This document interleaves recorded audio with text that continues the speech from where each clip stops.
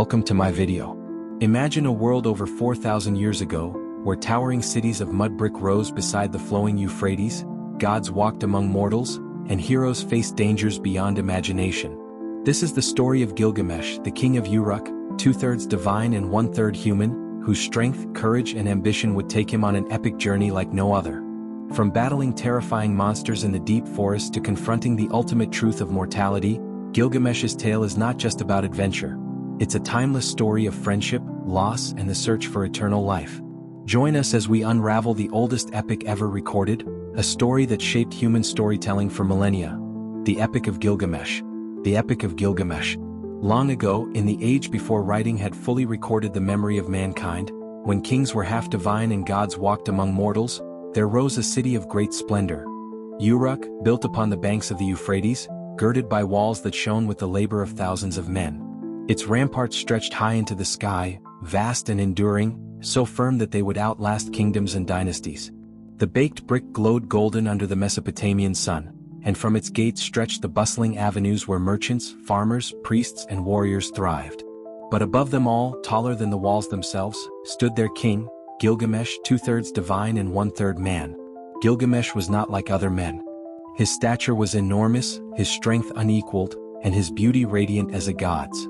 Born of Nin's son, a goddess of wisdom and dreams, and Lugalbanda, a mortal king of Uruk's royal line, he embodied both divine majesty and human restlessness. His presence commanded awe, and his hand wielded power as if it were the will of heaven itself. Yet this divine heritage brought neither serenity nor humility.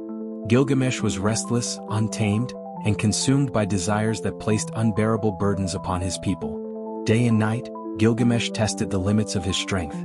He fought young men without reason, exhausting them in contests they could never win. He demanded labors of his people without rest, driving them to toil on walls, temples, and fields to satisfy his hunger for greatness.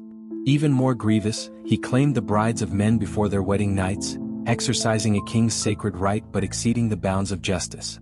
In every street of Uruk, fathers and sons groaned, mothers and daughters wept, and prayers rose to the heavens.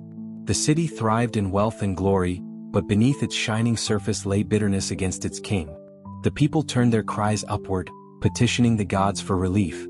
They prayed in the temple of Anu, father of the heavens, and begged Aruru, the goddess of creation, to fashion a counterweight to Gilgamesh's power. Great Mother, they implored, you who formed mankind from clay, create a rival for our king. Let there be one as mighty as he, that Uruk may find peace. The cries of the people pierced the veil of heaven, and the gods heard them. Aruru, compassionate and bound by the duty of creation, answered their plea. She dipped her hands into the sacred waters, mingled them with the dust of the earth, and fashioned a being of strength and wildness. From the clay and the essence of the gods she brought forth Enkidu, a man of the wilderness. His body was shaggy with hair, his locks grew long like the field grass, and his strength was like that of a beast. He roamed among the animals of the steppe, eating grass with gazelles, drinking from the waterholes and freeing the creatures caught in hunters' traps. He was the very embodiment of untamed nature, innocent of cities and laws, yet mighty enough to rival Gilgamesh. In Uruk, Gilgamesh dreamed dreams. One night he saw a star fall from the heavens, heavy and unmovable, and all the people gathered around it. He struggled to lift it but could not.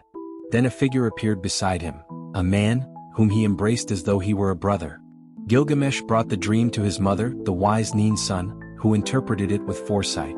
My son, she said, this star, this companion you could not resist, it is a man who will come to you.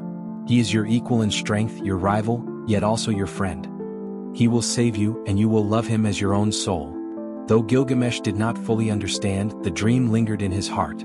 Meanwhile, far from Uruk, hunters observed the strange figure who roamed the wilderness. Their traps were broken, their snares torn open, for Enkidu freed the animals and lived as one of them. The hunters feared this wild man, for he was strong as a bull and knew no fear. They brought word to Gilgamesh, who listened with keen interest. This man, said the hunters, defies us in the wilderness. He breaks our nets, releases the beasts and terrifies us. Gilgamesh, hearing of a rival who equaled him, did not send soldiers or seek war. Instead he gave counsel, go to the temple of Ishtar. Bring forth a harlot, skilled in her arts, and let her take him. When he has tasted a woman's embrace, he will forsake the animals and come into the city. Thus the hunters obeyed. They brought with them Shamhat, a priestess of love and harlot of the temple, wise in the ways of men and women.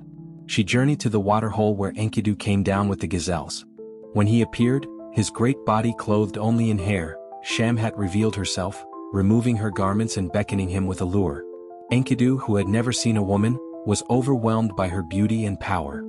He lay with her, and for 6 days and 7 nights they were joined in passion. The animals, smelling the new change in him, fled from his presence, for he was no longer wholly their kin. When at last he rose from Shamhat's side, Enkidu found that his legs trembled, and his swiftness had left him. He could no longer run like the gazelles or drink with the wild beast. He was transformed, weaker in body but greater in mind. Shamhat spoke gently to him, "You are wise now, Enkidu, like a god. The animals flee from you because you are no longer one of them. Come with me to Uruk, the great city where Gilgamesh reigns. There you will find bread to eat and wine to drink, and you will wear garments like a man. There too awaits a destiny, for you and Gilgamesh are meant to meet." Enkidu hesitated, gazing at the wilderness where he had lived, but his heart was stirred with longing for a new life. He followed Shamhat. She clothed him in fine garments, taught him the ways of men, and brought him to a shepherd's camp. There, for the first time, he tasted bread, coarse and filling, and drank wine, strong and intoxicating. At first he did not understand, but Shamhat guided him, and soon he rejoiced in the company of men. He bathed, anointed himself with oil, and became radiant, though still mighty as the wilderness that birthed him. Meanwhile in Uruk, Gilgamesh grew restless once more. On the night of a wedding, he prepared to claim the bride as was his custom. But whispers ran through the city, "There is one who will stop him, one who is his equal." Enkidu had arrived at the gates, his heart aflame with purpose. When Gilgamesh approached the bridal house, Enkidu stood in his path, barring the way. The two men, strangers until this moment, beheld one another with fiery eyes. Each saw in the other his equal, in stature, in strength, in spirit. Without words they clashed, grappling like bulls, shaking the very walls of Uruk with their struggle. Dust rose, doors splintered, and the people watched in awe, for never had their king been so challenged. The combat raged with no victor at first, but at last Gilgamesh, by a narrow margin, pressed Enkidu down. Yet he did not strike him in triumph. Instead he reached out, and in that gesture of restraint and recognition, Enkidu saw the greatness within him. Their fury subsided and laughter rose between them. The gods had destined them not to be enemies but brothers. Thus began the bond that would shape the tale of their lives, a friendship forged in struggle, stronger than any walls of Uruk. After their clash in the streets of Uruk, when dust still lingered in the air and the echoes of their struggle rattled the hearts of the people, Gilgamesh and Enkidu stood as brothers born not of blood but of destiny. Their meeting had been fierce, their battle a storm of strength, yet in its aftermath there was no bitterness. Instead, an unspoken bond formed between them, as if the gods themselves had tied their souls together. The city, which had long groaned beneath the weight of its king's restlessness, now looked on in wonder, for Uruk's lord had found his equal. In the days that followed, the two became inseparable. They walked the avenues of Uruk side by side, towering over all others, their laughter echoing in the marketplaces, their strength tested in friendly contests rather than cruel oppressions. The people rejoiced, for Gilgamesh no longer sought to challenge every man nor to lay unjust burdens upon them. Instead, he poured his boundless energy into companionship with Enkidu. But Gilgamesh was still restless in spirit. Though his heart was steadied by friendship, he could not ignore the burning within him, the desire for deeds that would echo through eternity. He spoke often to Enkidu of greatness, of leaving behind a name that would never be forgotten. "Brother," he said, "life is short and death awaits all men. Only the gods are immortal, but we may win immortality through glory. Let us do what no man has done, let us carve our names into the stones of history." Enkidu, though new to the ways of men, understood the yearning of his companion. Yet he was cautious, for he had lived close to the earth, and he knew the strength of beasts and the dangers of the wild. He warned Gilgamesh of hubris, but he also knew that his friend's heart would never be satisfied with walls and temples alone. It was then that Gilgamesh revealed his plan, to march into the cedar forest, the sacred realm guarded by Humbaba, the monstrous servant of the god Enlil. The forest stretched vast and untamed, its towering trees unlike any found near Uruk, its air heavy with mystery. Humbaba, appointed guardian, was a terror to men. His voice roared like a flood, his breath was death, and his very presence spread dread. Few had dared approach the forest and none had returned. "Brother," said Gilgamesh, his eyes alight with fire, "let us slay Humbaba and cut down the cedars. Let us bring back timber for our city and prove our might before all nations. The name of Gilgamesh and Enkidu will resound across the lands." Enkidu's heart trembled at these words, for he knew the forest well. As a creature of the wild, he had roamed near its edges, and the tales of Humbaba's terror were not mere whispers to him. They were truths woven into the earth itself. "My friend," he answered, "Humbaba is no ordinary foe. His breath is fire, his roar like a storm. Enlil has granted him sevenfold terror. To face him is to face death itself." But Gilgamesh pressed on, undaunted. "We are not as other men, Enkidu. You were formed by the gods and I am 2/3 divine.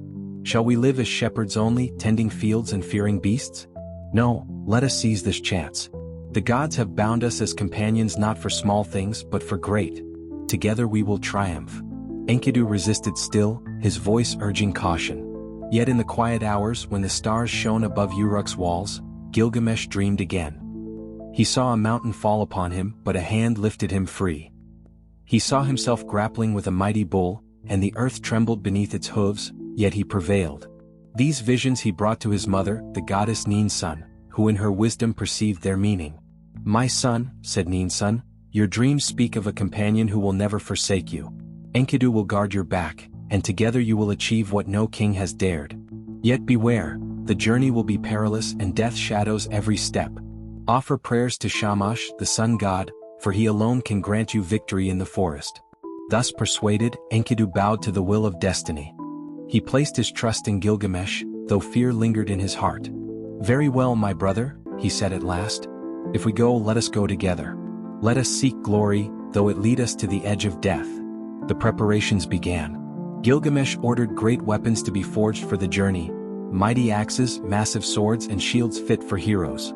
The blacksmiths of Uruk labored day and night, shaping bronze and copper, hammering with skill until the weapons gleamed like the sun. Gilgamesh himself bore a great axe weighing more than most men could lift, and Enkidu armed himself with a sword whose edge shone like lightning. Before they departed, Gilgamesh sought the blessing of the gods. He stood before the temple of Shamash, offering sacrifices of lamb and incense, his prayers rising like smoke into the heavens. "O Shamash," he cried, "guardian of truth, light of mankind, bless our journey. Guide our steps to the cedar forest, and deliver us from the hand of Humbaba." The priests intoned their chants, and omens were read in the liver of a sacrificed ram. The signs were favorable, though peril remained. Then Gilgamesh turned to his mother, Ninsun, for counsel. She ascended to the roof of her temple, washed herself in sacred waters, and adorned herself with jewels. Raising her hands, she prayed to Shamash on behalf of her son. "O Lord of the heavens, I have given birth to Gilgamesh, strong as a bull. Now he seeks the path of glory. Grant him protection, and may Enkidu, his companion, be his guardian spirit. Let them return in triumph, or if not, let their names live forever." Ninsun then took Enkidu to her breast, adopting him as her son. She placed a necklace around his neck and blessed him, saying, "From this day, Enkidu, you are truly my child. Stand beside Gilgamesh not as a servant but as a brother. Guard him, and he shall guard you." Enkidu bowed his head, deeply moved, for though he had been born of clay and wilderness, now he was enfolded into a family divine. At last the day of departure came. The gates of Uruk swung open, and the people gathered to watch their king and his mighty companion march forth. Women wept, fearing they would not return. Old men raised their voices in warning, urging Gilgamesh to abandon his reckless quest. But the king strode onward, undeterred, his head lifted high. Enkidu walked beside him, steady and silent, his heart a storm of courage and dread. The two heroes set their faces toward the wilderness, leaving behind the walls of Uruk. They marched across the plains, through fields of grain and into the barren wastes where few men traveled. Days turned into weeks, yet they pressed on, enduring heat, thirst and fatigue. Each night they dug a pit in the earth, poured libations of water to Shamash, and prayed for his protection. Each dawn, they rose and journeyed further, their weapons gleaming in the light of the rising sun. Along the way Gilgamesh dreamed again. One night he saw a mountain fall upon them, pinning him down. But a radiant figure appeared, shining with the light of Shamash, and freed him from the crushing weight. Enkidu, when he heard this dream, said, "The mountain is Humbaba, but the bright figure is your protector, the sun god. He will aid us." Another night, Gilgamesh dreamed of grappling with a great bull, and though it raged against him, he held it fast. Again Enkidu interpreted, "The bull is the terror of the gods, but you shall master it." These dreams are omens of victory. Yet with each step nearer the forest, Enkidu's unease deepened. He knew the scent of the cedars, the shadow of the trees, the dread that lingered in the air. He had seen the mark of Humbaba's path, where trees lay uprooted and animals fled. "My brother," he warned, "you do not know what we face. Humbaba's voice is thunder, his gaze death. When he roars, the mountains shake. Let us turn back before it is too late." But Gilgamesh placed his hand on Enkidu's shoulder and said, "Courage, my friend. Have faith in me as I have faith in you. Together we are stronger than fear. Let us march into the forest, for it is our fate." And so, with hearts steeled by destiny, the two heroes pressed onward toward the towering cedars, where the shadow of Humbaba awaited them. The sun rose fierce and unrelenting over the endless plain, its golden heat pressing down upon Gilgamesh and Enkidu as they advanced ever closer to the land of the cedars. Day after day they walked, their sandals worn thin, their shoulders broad beneath the weight of weapons heavy enough to stagger ordinary men. Yet though the journey was long and the wilderness unkind, their resolve remained firm. At night they camped beneath the stars, and Gilgamesh dug a pit in the dry earth to pour out a libation to Shamash, the sun god who guided their path. Enkidu, kneeling beside him, whispered prayers in low tones, his voice like the rustle of grass in the wind. Together they lifted their arms to the heavens, entreating divine favor for the peril that lay ahead. On the seventh day of their march, Gilgamesh dreamed once more, and in his dream a mighty mountain rose before them, a wall of stone blocking their path. From its summit fell a great weight, crushing him, pinning him against the ground. But a radiant figure appeared, bearing the light of Shamash, and the mountain was lifted away. When Gilgamesh awoke, trembling, he recounted the vision to Enkidu. The wild man listened, his face grave but reassured. "This dream," he said, "means the God who loves you will stand beside you. Shamash will not abandon us in the forest." Yet though the dreams promised victory, Enkidu's heart grew heavy. He had known the wild long before he knew the city, and the cedar forest was not like the plains where gazelles grazed or lions prowled. It was an ancient realm, dark with shadows and heavy with the breath of gods. Its guardian, Humbaba, was no mere beast of flesh and bone, but a terror fashioned by the divine hand of Enlil. Enkidu remembered his youth, when he roamed naked with the creatures of the earth, and even then he had kept far from the cedars, for he had felt the dread that dwelled there. Now he walked willingly toward it, bound by love for Gilgamesh, yet unease gnawed at his soul. On the 12th day they reached the foothills of the forest. The air changed as they approached, cooler, scented with resin, heavy with the fragrance of cedar. Before them the trees loomed, towering as pillars, their trunks vast as the foundations of temples. The canopy stretched so high it seemed to brush the dome of heaven itself, blotting out the sun in places, casting shadows deep and solemn. Birds called from the branches, unseen but present, their voices echoing in the dim air. The forest was alive, vast and endless, a kingdom of wood unlike anything within Uruk's walls. Gilgamesh stopped before the great gate that marked the entrance to the forest, his hand resting upon the hilt of his axe. For a long moment he gazed upward, awe softening the fire in his eyes. "Brother," he said at last, "behold the dwelling of Humbaba. The trees are as the towers of gods, and their shade hides the secrets of the ages. Here is where our glory shall be carved." But Enkidu's face was pale. His voice trembled as he replied, "Gilgamesh, do not enter lightly. Humbaba's roar is like a flood, his breath is death. He wears 7 auras of terror, and men who hear his voice are struck senseless. I fear that this is no deed for mortals." Gilgamesh placed a hand upon his friend's arm. "We are not as other men, Enkidu.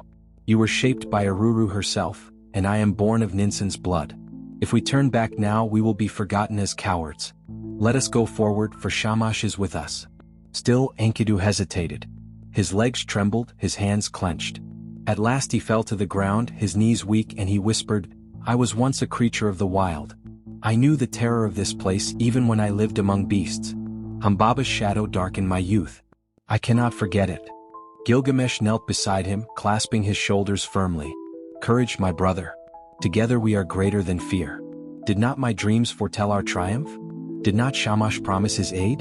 Rise now, for I will not go without you. If we must die, then let us die together. But if we live, then our names will never perish." Strengthened by these words, Enkidu rose, though dread still lingered in his chest. They crossed the threshold into the forest, stepping beneath the towering cedars.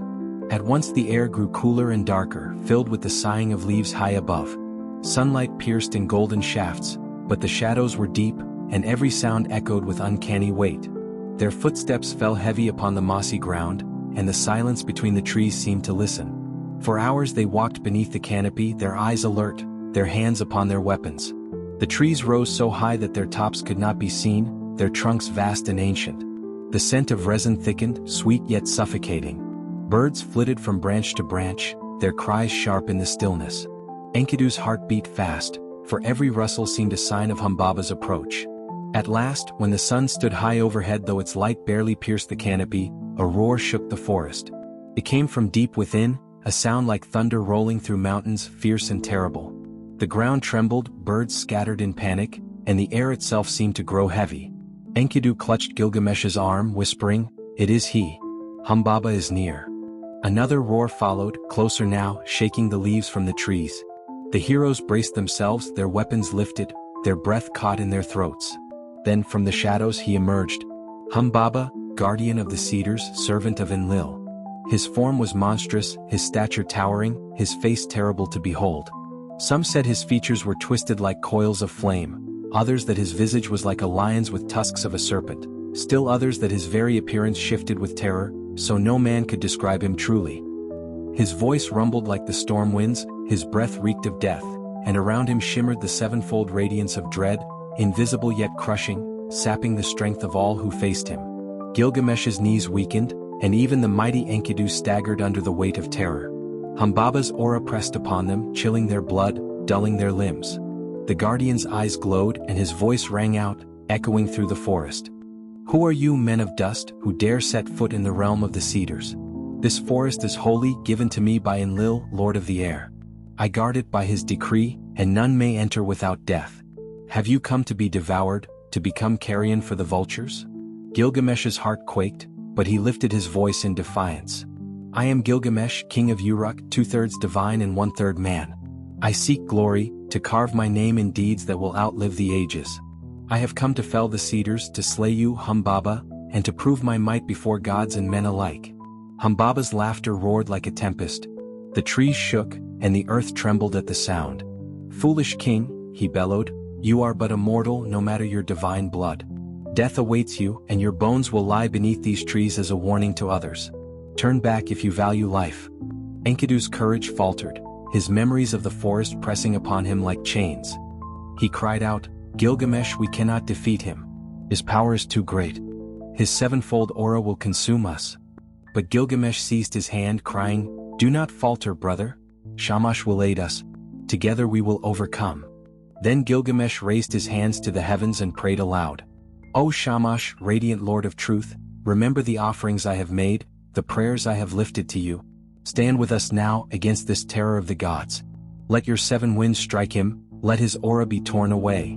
And Shamash, hearing the cry of his servant, loosed the 7 winds from the heavens. They swept through the forest, swirling like storms, battering Humbaba from every side. His aura faltered, his breath choked, and his terror was scattered. The guardian staggered, his power weakened, though his strength was still mighty. Gilgamesh and Enkidu, emboldened, raised their weapons. With a cry they rushed upon Humbaba, striking with sword and axe. The battle shook the forest, echoes resounding like thunder. Humbaba fought fiercely, his roars splitting the air, his arms crashing like falling trees. But the winds of Shamash pinned him, the blows of Gilgamesh cut him, the strength of Enkidu struck him down. At last Humbaba fell to his knees, his terrible face turned upward, his body broken by divine force and mortal courage. His voice, once thundering, now pleaded, "Spare me, Gilgamesh. I am servant of Enlil, and if you spare my life, I shall serve you. I will guard your city, I will cut cedars for you, I will be your slave forever. Do not kill me, lest the wrath of Enlil fall upon you." Gilgamesh hesitated, his axe raised high. His heart wavered, for the words of Humbaba rang true. Enkidu, standing beside him, cried out urgently, "Strike, Gilgamesh. Do not listen to his pleas. If you spare him, he will turn upon us again.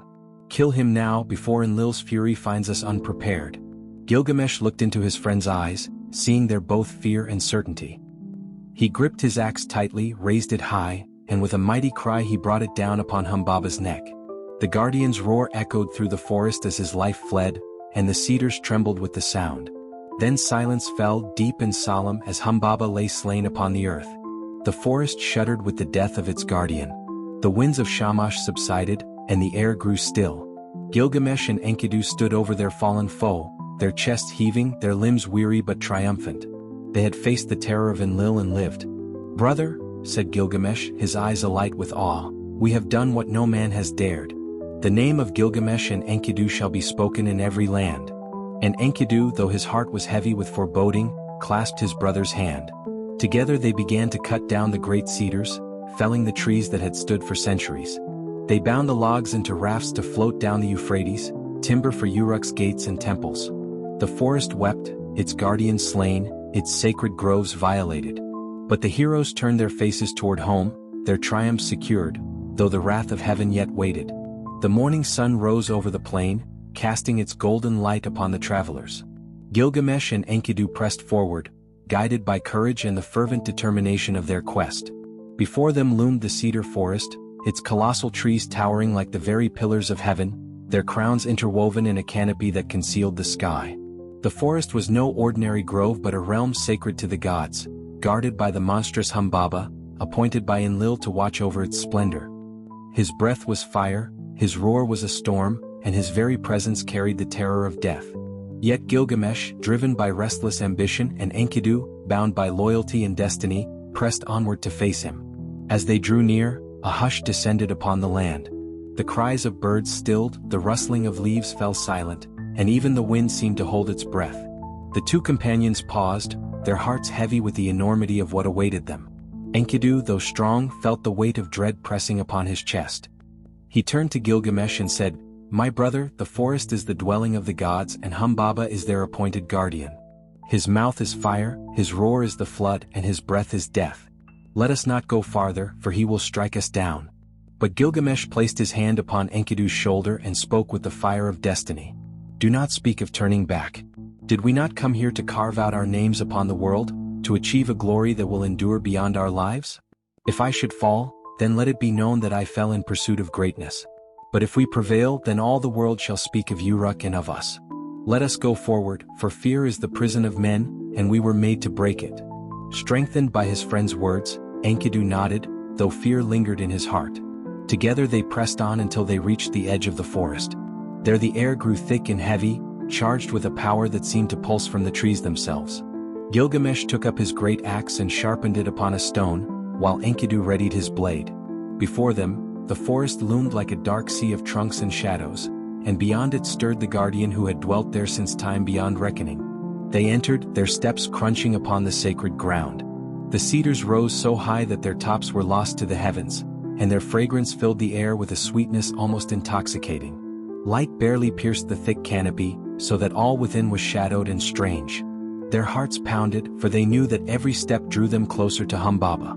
As they walked, Gilgamesh prayed to Shamash, the sun god who had blessed their journey. He lifted his face toward the slivers of light breaking through the branches. "O Shamash," he cried, "mighty protector, you who ride the heavens and see all things, guide us now. Grant us strength against the terror we face, and deliver Humbaba into our hands." Suddenly the forest quaked with a roar that shook the very ground. Trees shuddered, birds fled from their hidden nests, and the earth itself trembled. From deep within came the bellowing voice of Humbaba, echoing like thunder through the mountains. "Who dares to enter my forest? Who dares to cut down the cedars sacred to Enlil? I will seize you, devour your flesh, and scatter your bones to the winds." The terror of his words struck into Enkidu's heart, and he faltered, clutching at Gilgamesh's arm. But Gilgamesh stood firm, raising his weapon and shouting into the darkness. "It is I, Gilgamesh of Uruk.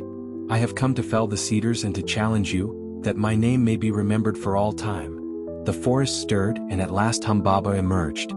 His face was grotesque, shifting as though it were not fixed in form but made of many shapes at once, a mask of horror born of the god's wrath. His body towered like a mountain, his eyes blazing with fire, his voice a storm that split the air. At the sight of him, even Gilgamesh felt his knees weaken. But Shamash answered his prayer. From the sky he sent mighty winds, the north wind, the south wind, the east wind, and the west wind, along with 7 other gales, each rushing upon Humbaba. They struck him with blinding force, hemming him in, so that he could not move forward nor retreat. His roar shook the cedars, but he was trapped in the whirlwind, unable to strike. Gilgamesh and Enkidu seized the moment. With cries of valor they rushed upon him, their weapons flashing in the dim light. Gilgamesh raised his axe and struck Humbaba upon the neck, while Enkidu drove his blade deep into the monster's side. Humbaba howled, his roar splitting the sky, but the winds pressed upon him still, and the companions pressed their attack. Again Gilgamesh struck, again Enkidu struck, until at last Humbaba faltered and fell to his knees. His breath came ragged, his fire dimmed, and he lifted his terrible face toward Gilgamesh in supplication. "Spare me, O king of Uruk," cried Humbaba. "I was set here by Enlil, lord of the earth, to guard this forest. If you spare my life, I will be your servant. I will cut down the cedars for you, I will serve your house forever, and the gods themselves will honor you for mercy." Enkidu, knowing the cunning of spirits, whispered urgently to Gilgamesh, "Do not listen, my brother. He is deceitful. If you spare him, he will rise again and his strength will destroy us. Strike now before he can deceive you." But Gilgamesh hesitated, for Humbaba's words stirred pity in his heart. The monster's voice was filled with pain, and his eyes pleaded as if he were more man than beast. Humbaba, sensing his chance, continued, "Gilgamesh, mighty one, I was bound here by Enlil, not by my own will. If you let me live, I shall be your loyal servant. You will gain more than you imagine, for the forest will be yours, and I will guard it for you as I guarded it for Enlil. Think, king of Uruk, would it not be greater to rule with mercy than to stain your hands with blood?" Gilgamesh wavered, torn between mercy and destiny. But Enkidu's voice rang louder, urgent and fierce. "Do not be deceived. The gods themselves sent us here to end this terror. Strike, Gilgamesh, strike while the winds hold him. If you show mercy, you will bring doom upon yourself and Uruk." Hearing his brother's plea, Gilgamesh steeled his heart. He lifted his axe high, and with a cry that echoed through the forest, he brought it down upon Humbaba's neck. Once, twice, thrice he struck, and Enkidu with him, until the great guardian's head was severed from his body. The earth shook, the forest wailed, and Humbaba's spirit rose in a final roar that trembled into silence. The wind stilled and all was quiet once more. Breathing heavily, the two companions stood over the fallen giant. They looked upon his terrible head, now lifeless, and felt the weight of their deed. For though they had triumphed, they knew they had slain one who was sacred to the gods. Yet victory was theirs, and the forest lay open before them. Together they set about felling the cedars, cutting down the mighty trees to fashion great beams. With ropes and effort, they prepared them for the journey back to Uruk, where the gates and temples would be adorned with the timber of the gods. Then they took the head of Humbaba, immense and fearsome, and carried it with them as a trophy of their conquest. Gilgamesh's heart swelled with pride, for he had done what no man before him had dared. His name would echo through the lands, his fame carried on the lips of generations yet unborn. Enkidu too felt triumph, though a shadow of unease lay upon him, for he knew the gods would not easily forgive the slaying of their guardian. As they began the long march home, the cedars lashed to their backs and Humbaba's head borne before them, the companions spoke little. The forest behind them stood wounded, its sacred silence broken.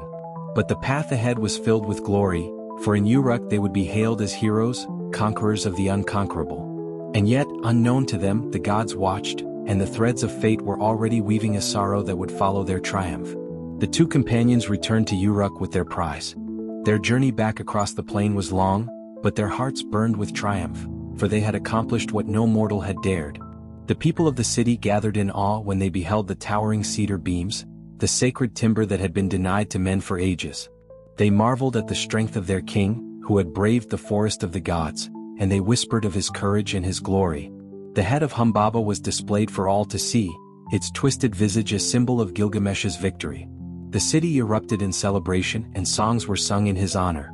Upon the high walls of Uruk, Gilgamesh stood with Enkidu beside him, gazing down at the multitudes. The streets were filled with dancers, drummers and singers, their voices rising like the roar of the Euphrates. They crowned their king with garlands, and his name echoed across the land. "Gilgamesh, strongest of men, mightiest of kings, conqueror of Humbaba," they cried. His fame spread beyond Uruk's gates, carried by merchants and travelers into the farthest reaches of Mesopotamia. Kings and lords in distant lands heard of his deeds and trembled at the thought of his power. But in the heavens, another pair of eyes watched him with fiery longing. From her temple of splendor, Ishtar, goddess of love, fertility and war, looked down upon Gilgamesh. Her heart swelled with desire, for never had she seen a man so radiant, so mighty, and so noble. His strength rivaled the bulls, his beauty rivaled the gods, and his fame rose like incense into the heavens. She descended from her temple, radiant in jewels and garments brighter than the morning star, and approached the king. "Come to me, Gilgamesh," she said, her voice like honey but edged with command. "You shall be my husband and I shall be your wife. Grant me your seed, and I will give you riches and power beyond imagining. Harness for you I will the chariots of heaven, yoked with lions of fire.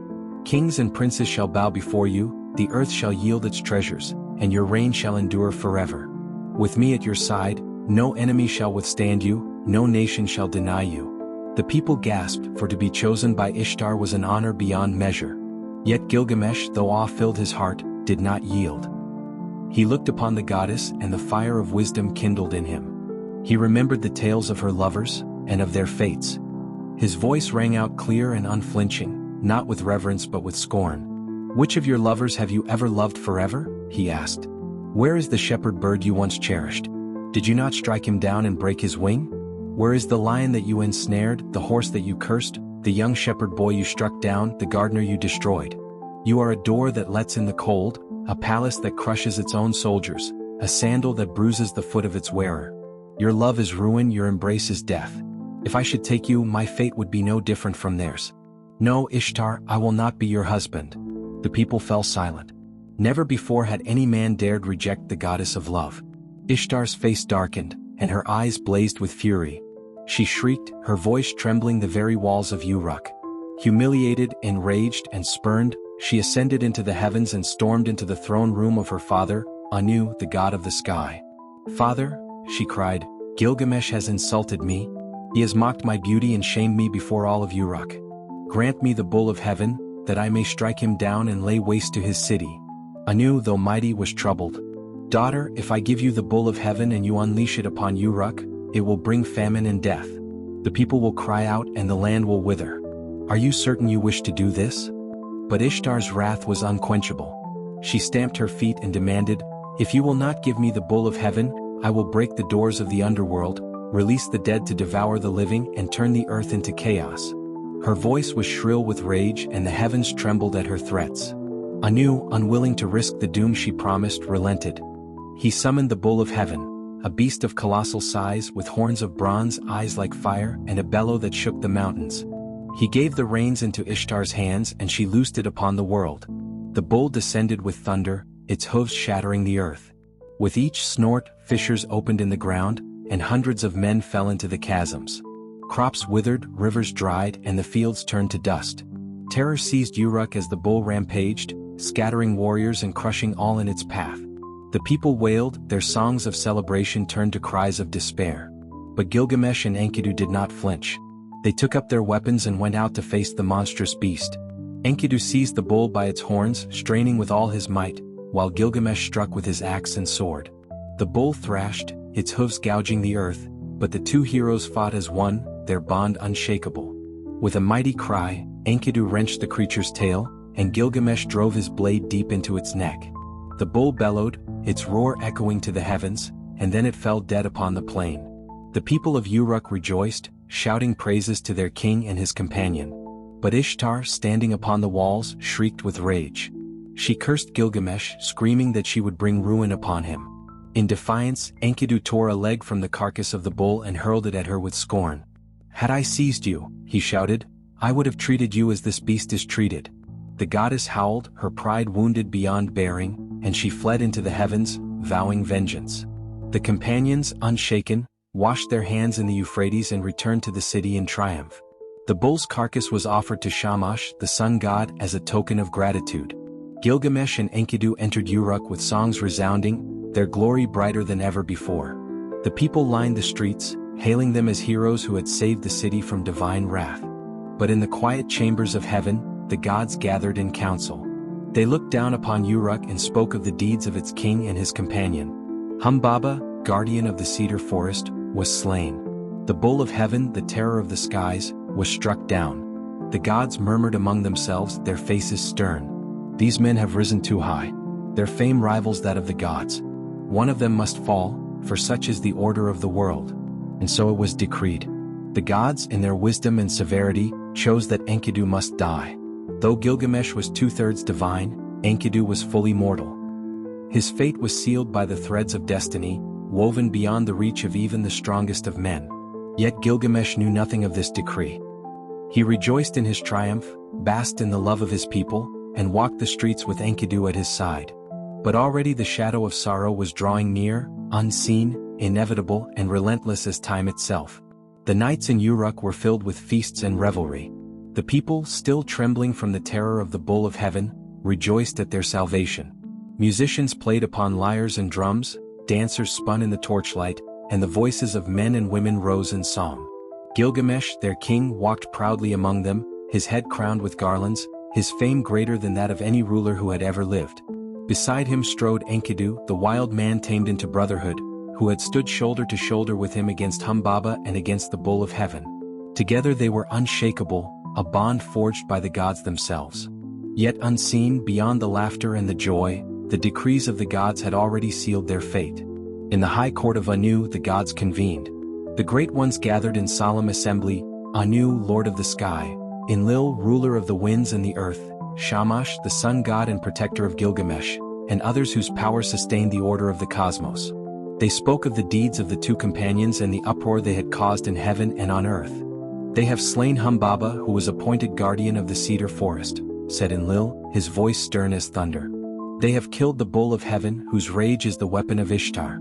If such deeds go unpunished, men will think themselves the equals of the gods. The balance must be restored." But Shamash, who loved the companions, protested. Did they not act with courage? Did they not show the valor of men who strive for greatness? Why should they suffer, when it was by your decree that Humbaba guarded the forest, and by Ishtar's wrath that the bull descended? Yet Enlil's word was heavy and the others nodded. The scales tipped too far, they said. Glory has raised them above their mortal station. Let Gilgamesh, who is two-thirds divine, be spared. But Enkidu, who is of clay, must fall. His death shall remind men of their limits. So the judgment was set. The gods, with voices like the grinding of mountains, declared that Enkidu would die.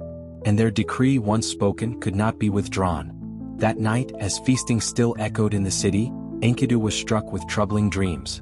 He tossed upon his bed, sweating and groaning. He dreamed of the gods gathered in their council, of Anu and Enlil pronouncing his doom, of Shamash weeping for him but unable to turn the tide. In his sleep he moaned, and when he awoke, dread lay heavy upon him. "Brother," he said to Gilgamesh, his voice hollow with fear, "in the night I dreamed of the gods. They spoke of us, of our deeds, and they decreed that I must die. I am cursed, Gilgamesh. My strength ebbs from me though I still draw breath. Soon I shall be taken into the land of no return." Gilgamesh frowned, his heart unwilling to believe. "Do not speak of such things," he urged. "You are strong as a bull, my brother. No sickness can master you, no curse can break you. Stand with me, and we shall conquer even death itself." But though his words were bold, a shadow of fear entered his own heart, for he had seen the weight in Enkidu's eyes. As the days passed, Enkidu's body grew heavy with sickness. His limbs, once swift and strong, weakened. His skin grew pale and his eyes sank. Anger burned within him, for he was not ready to surrender to death. He cursed bitterly all that had drawn him from the wilds into the world of men. "Cursed be the trapper who found me at the watering hole," he cried. "Cursed be Shamhat, the harlot who brought me into Uruk. Had I not eaten bread and drunk wine, had I not clothed myself in garments, I would still be running free with the gazelles. I would never have known this pain, never have come to this bed of sickness." His voice was harsh, filled with the rage of a dying man. But Shamash heard his cries and descended with rays of light. The sun god spoke gently to Enkidu, rebuking him for his curses. "Why do you curse the harlot, Enkidu? It was she who gave you bread to eat and wine to drink, who clothed you in garments and led you into Uruk. It was through her that you met Gilgamesh, your brother, your friend, who has given your life purpose and honor. Without her, your name would never be spoken. Bless her instead, for she is the hand of fate that brought you to glory." Enkidu's anger softened. His eyes, clouded with fever, filled with tears. "You are right, O Shamash," he whispered. "Though I suffer, it was through Shamhat that I found my brother, and through him I found honor among men. I withdraw my curse. May blessings fall upon her instead." But his illness deepened and his body wasted. 12 days he lay upon his bed, writhing with fever. Gilgamesh remained at his side, refusing to leave, watching helplessly as the strength ebbed from the man who had been his equal, his companion, his very soul's mirror. Day and night he wept, he prayed, he begged the gods for mercy. O Shamash, O Enlil, O Anu, take me instead. Spare my brother. If his fate is death, then let me die in his place. But the gods did not answer, and the sickness pressed onward. On the 12th day, Enkidu called out with trembling voice, Gilgamesh, my brother, hear me. Once I roamed the wilds, free and untamed. I ate grass with the gazelles, I drank from the rivers. But the hand of fate brought me to Uruk, and through you I found greatness. We killed Humbaba, we slew the bull of heaven, we made our names eternal. And now I go where no man returns. Do not forget me, Gilgamesh. Do not let my name perish. Gilgamesh's tears fell upon his friend. Never will I forget you, Enkidu. As long as I breathe, your name shall be upon my lips. And when I die, it shall be known that I had a brother greater than any man. Then Enkidu's breath slowed, his chest rose no more, and his eyes turned to the shadow. The bond that had been stronger than stone, stronger than kingship, stronger even than the wrath of gods, was broken. Enkidu, the wild man who had become human, the brother of Gilgamesh, was no more. Gilgamesh threw himself upon the body, crying aloud. His grief was like a tempest, shaking his soul to its depths. He tore his hair, he rent his garments, he covered himself with dust. O Enkidu, my brother! You were the axe at my side, the shield before me, my companion in battle, the strength of my heart. How can I bear to go on without you? His cries echoed through Uruk, and the people mourned with him, for Enkidu had been their protector as well. For days Gilgamesh refused to let go. He clung to Enkidu's body, guarding it as though by sheer will he could keep death at bay. He would not allow him to be buried, saying, perhaps the sun will yet revive him, perhaps the gods will have mercy. But as time passed, the body decayed and the stench of death filled the chamber. At last, Gilgamesh, broken and defeated, gave him to the earth. He commanded great offerings for his friend. Gold, lapis lazuli, ivory and precious stones, all laid before the gods in honor of Enkidu. The people wept, and the land itself seemed to darken in mourning. But for Gilgamesh, grief turned to terror. For the first time he felt the full weight of mortality. Enkidu, who had been as strong as he, as fearless as he, had fallen. And if Enkidu could die, then so too could Gilgamesh. His heart quaked at the thought. Shall I not also lie down in the dust? Shall worms devour me as they have devoured him? What is the strength of kingship? What is the glory of conquest if all must end in death? Thus began the great turning of Gilgamesh's soul. His triumphs no longer satisfied him, his crown no longer comforted him, his people's praise no longer mattered. For all glory seemed hollow beside the silence of the grave. He was haunted day and night by Enkidu's shade, by the memory of his brother's last words. Do not forget me, Enkidu had said. And Gilgamesh swore that he would not, but he also swore something greater, that he would seek out the secret of life itself. Fear drove him, love drove him, grief drove him. He resolved that he would find Utnapishtim, the one man whom the gods had granted immortality, the survivor of the flood who dwelt beyond the waters of death. He would cross deserts, mountains and oceans to find him, to ask the question that burned in his heart. How can I escape the fate of Enkidu? How can I live forever? And so, with nothing but grief in his heart and determination in his stride, Gilgamesh left behind his city, his crown, his people, and set forth upon a journey that would take him to the ends of the world. The city of Uruk, once filled with songs of triumph, now echoed with silence. Its walls, strong and unbroken, stood as they had before, but within those walls the heart of its king lay shattered. Gilgamesh, once radiant with glory, now wandered through the streets with dust upon his head and grief etched deep into his face. He no longer sought the company of his people, nor did he find solace in the temple or the palace. His friend, his brother, his companion in arms, was gone, taken by the hand of death, and all the cedar beams of Lebanon, all the conquests of kings, could not bring him back. Each morning Gilgamesh rose with the sun, but the light felt dimmer than before. He walked past the fields where Enkidu had once run with the shepherds, past the temple steps where they had mocked Ishtar together, past the gates where they had returned victorious from Humbaba's forest. Every stone of the city seemed to hold his memory, every street to echo with his laughter. Yet now all was hollow, a cruel reminder of what had been lost. Grief became his constant companion. He tore at his garments until they hung in rags, he cast aside his crown, he ate little, and his eyes grew wild with sleeplessness. The people whispered of their king's madness, for he no longer ruled with strength and wisdom but wandered aimlessly, speaking of death as though it were an enemy at his very heels. The sight of a corpse chilled his soul. The smell of decay filled him with dread.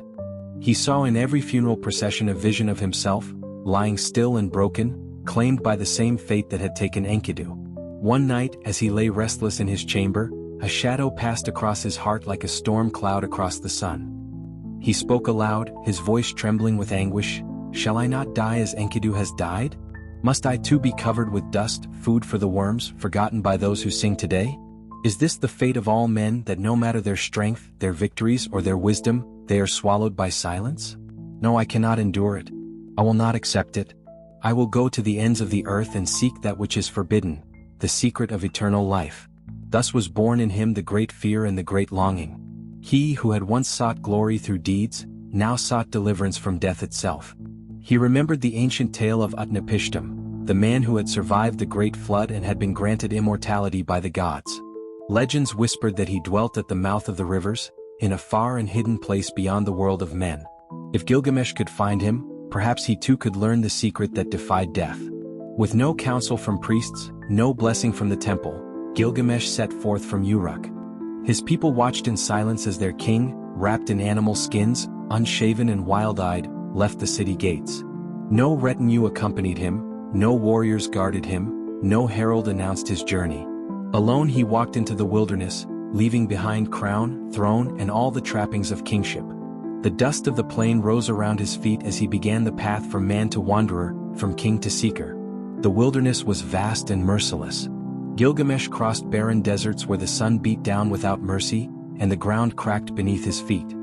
He climbed mountains whose peaks were lost in storm clouds, and he waded through rivers swollen with unseen dangers. At night, he lay upon the hard ground, and dreams came to him, visions of Enkidu's face, pale and still, calling him onward. The beasts of the field gathered near him, unafraid of the man whose heart was broken, and sometimes he spoke to them as if in them he could find echoes of his lost friend. In time, his path brought him to a high mountain pass, where the wind howled like a chorus of lamentations. There, among the rocks, he encountered men with strange eyes, hunters who had seen him wandering in the wild like a beast.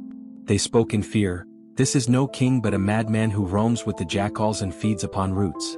But Gilgamesh heeded them not. His body was scarred from thorns, his hair matted with dust, but his heart was fixed upon a single aim, to find Utnapishtim. At last, his steps carried him to the twin peaks of Mashu, mountains whose roots reached into the underworld and whose summits touched the heavens. Twin guardians stood at the entrance of the path through them, terrifying scorpion men, whose gaze could pierce the flesh of mortals and whose glory struck terror even in the hearts of gods. Their bodies glistened like burnished bronze, their stingers arched high over their heads, and their voices rumbled like thunder. When they beheld Gilgamesh approaching, they raised their weapons, for no mortal had ever dared come so near. "Who are you?" they demanded, "to stand at the gates of Mashu? This is the path where the sun itself travels at dawn and dusk. No man has ever entered these mountains and returned." Gilgamesh, though trembling, did not retreat. He bowed before them and cried out, "I am Gilgamesh of Uruk, son of Ninsun, 2/3 divine and 1/3 man. I come seeking Utnapishtim, my forefather, to learn the secret of life without end. My companion, my brother Enkidu, has died and grief has devoured me. I cannot endure the fate of men, to see my own death approaching. Therefore I beg you, let me pass."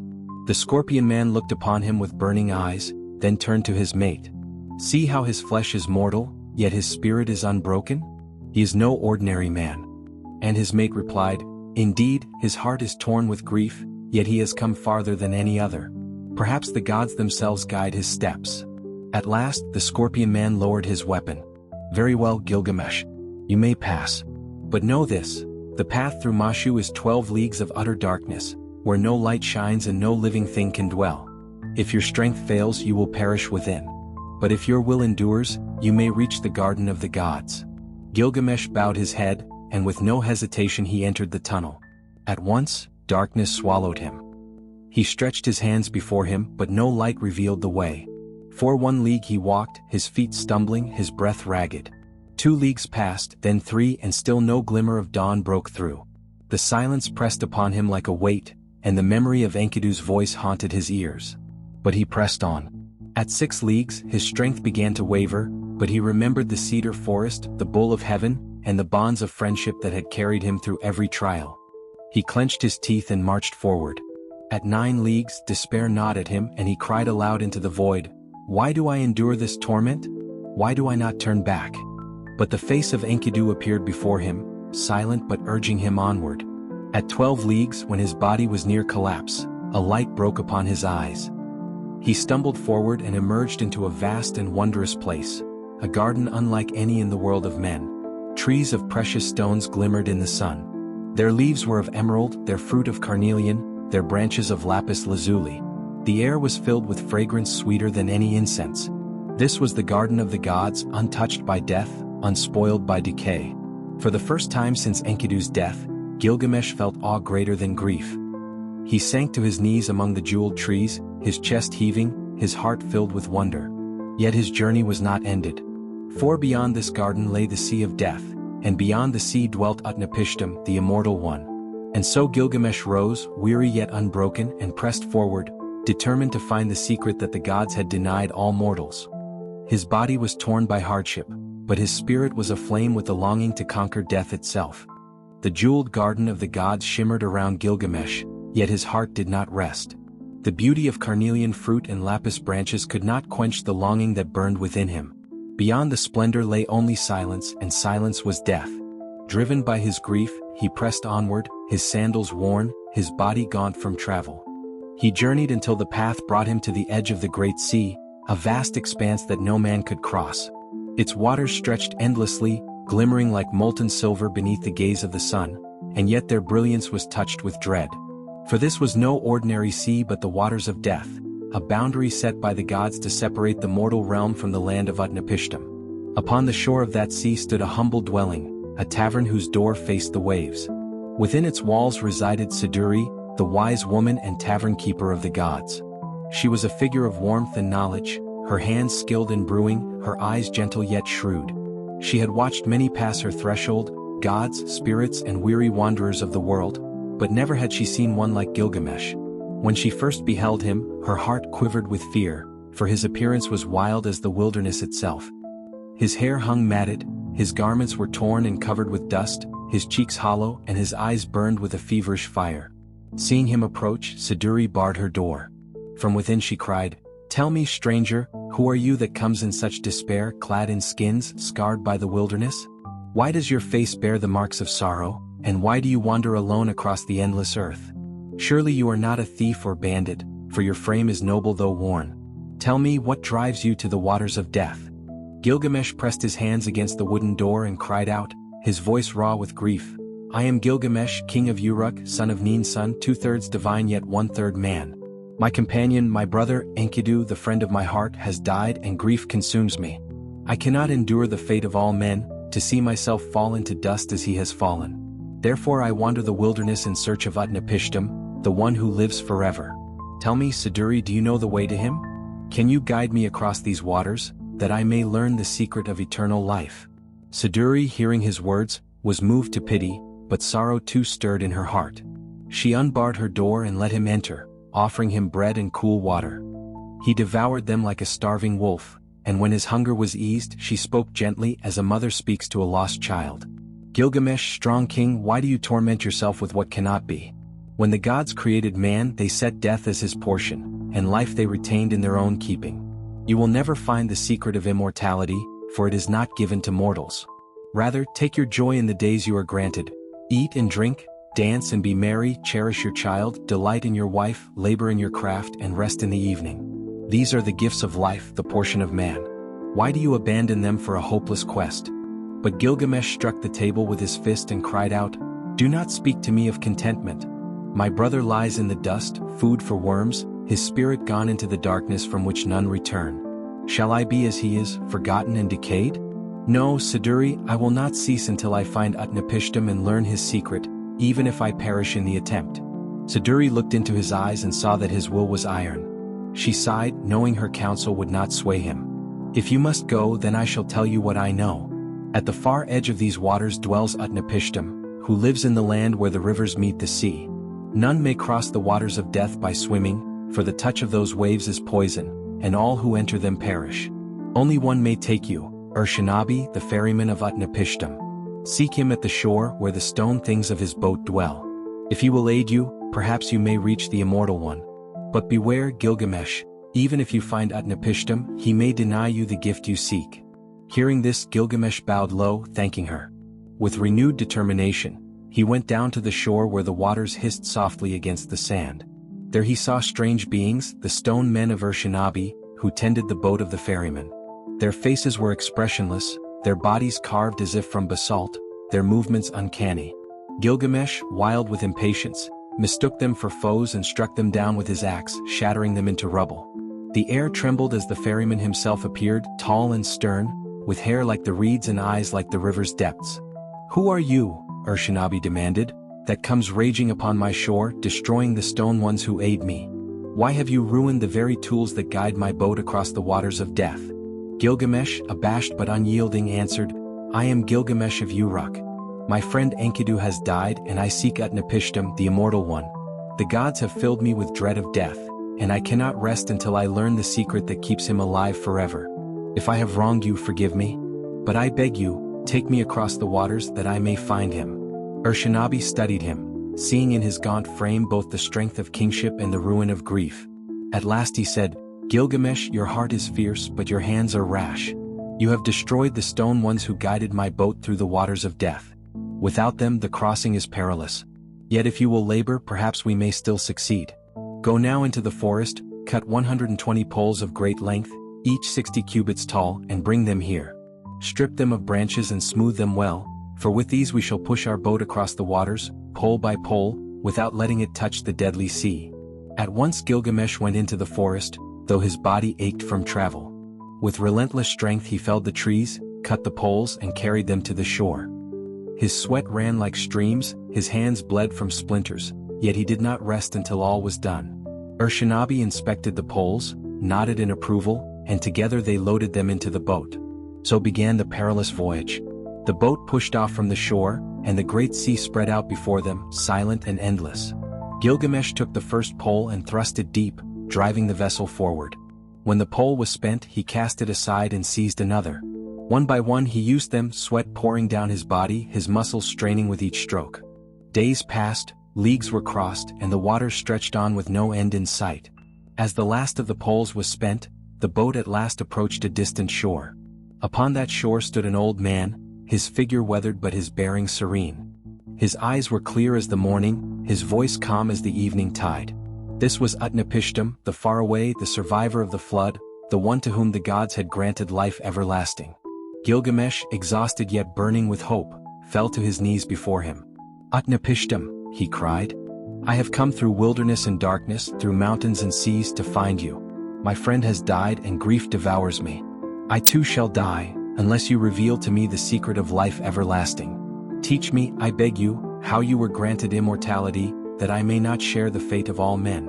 And Utnapishtim, gazing upon him with deep sorrow, prepared to tell him the truth, a truth that would pierce deeper than the sharpest blade. Gilgamesh knelt upon the shore, his chest heaving, his limbs trembling from exhaustion, yet his heart burned with anticipation.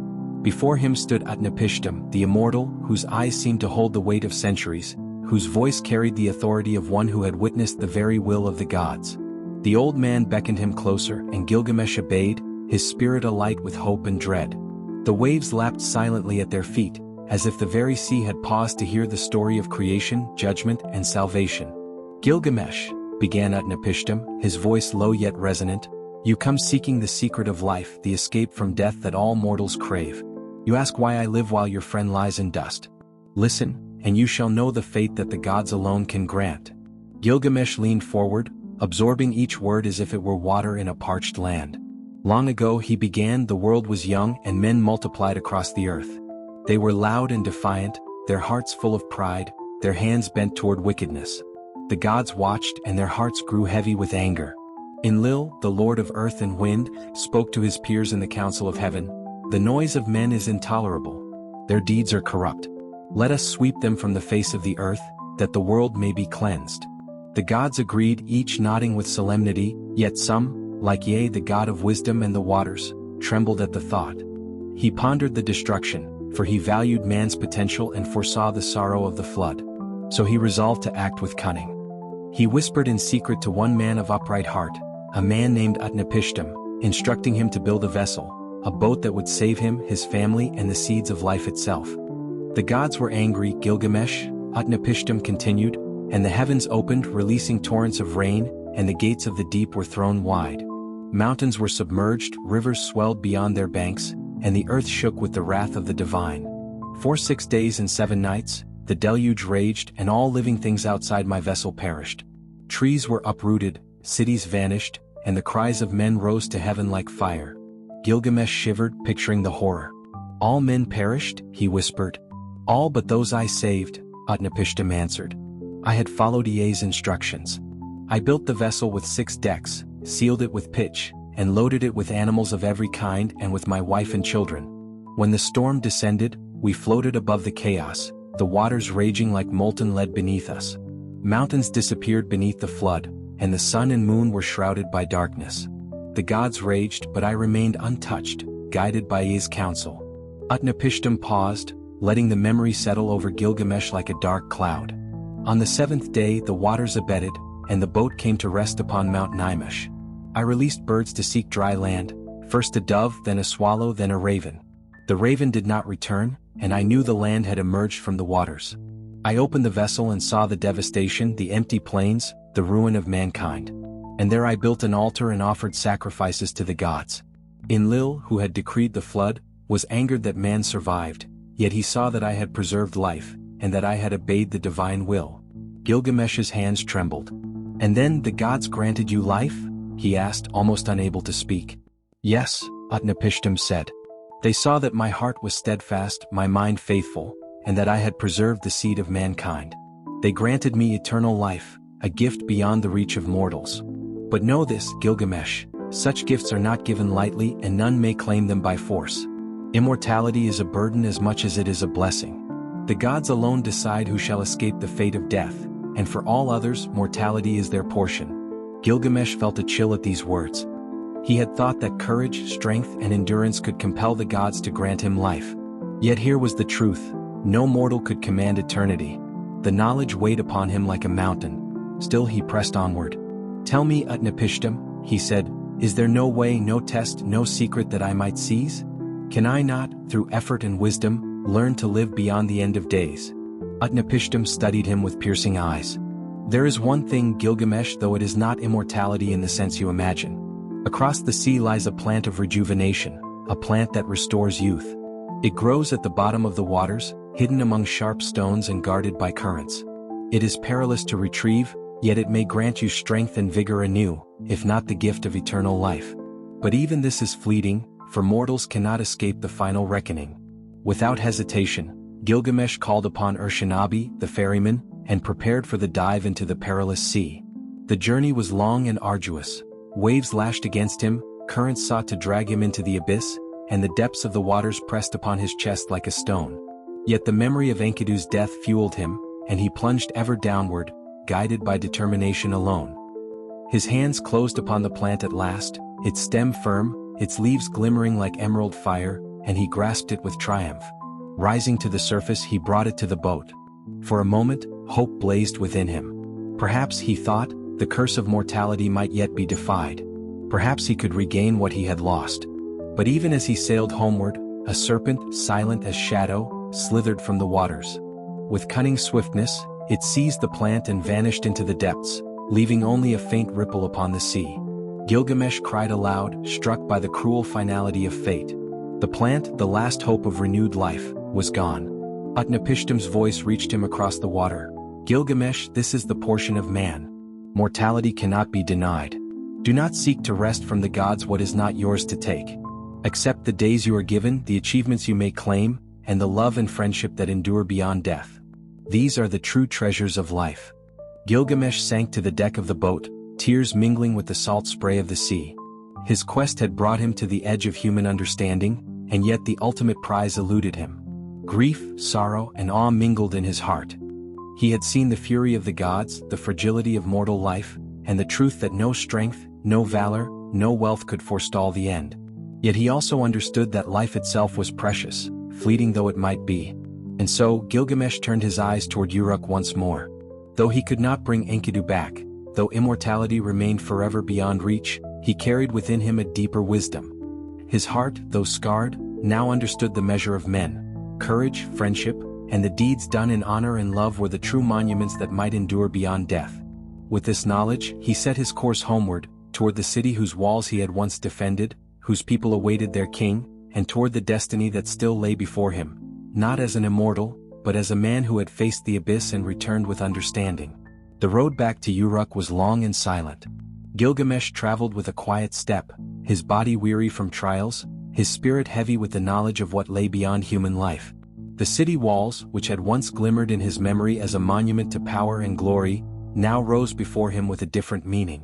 They were not only fortifications of stone but symbols of the endurance of human hands, the lasting mark of men who, though mortal, had built something that might survive their brief days.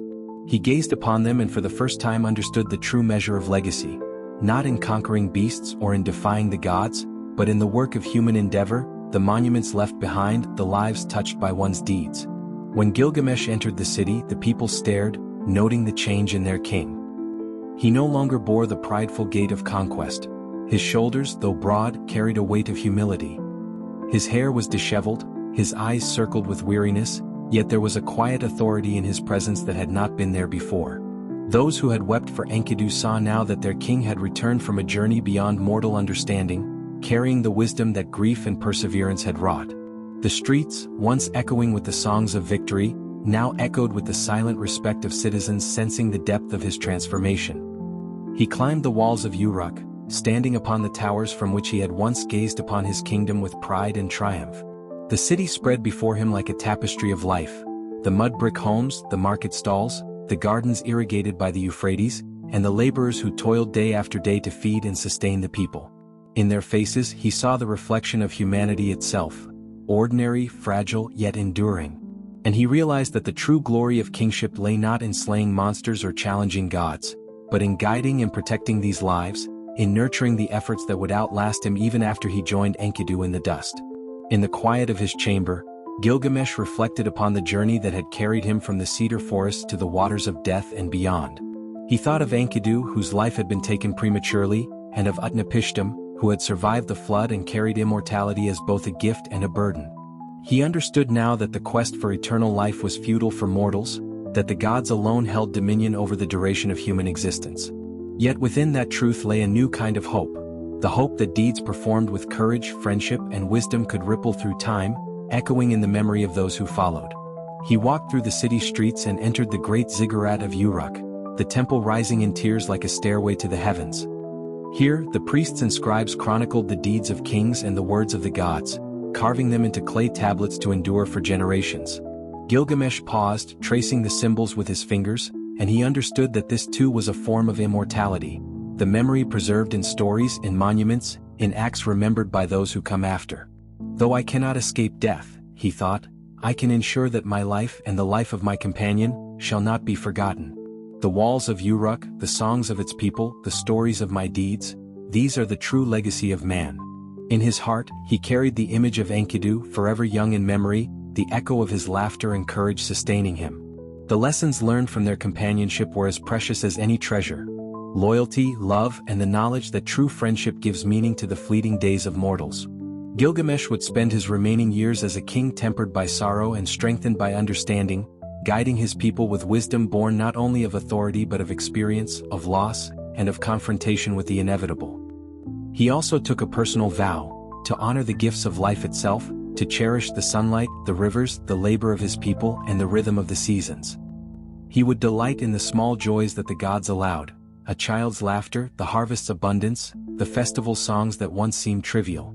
For he had seen the edge of death and returned, and he knew that each day was a gift, finite yet precious. The world, though mortal and fleeting, was full of wonders that even the mightiest of men could not command, yet could observe, experience, and treasure.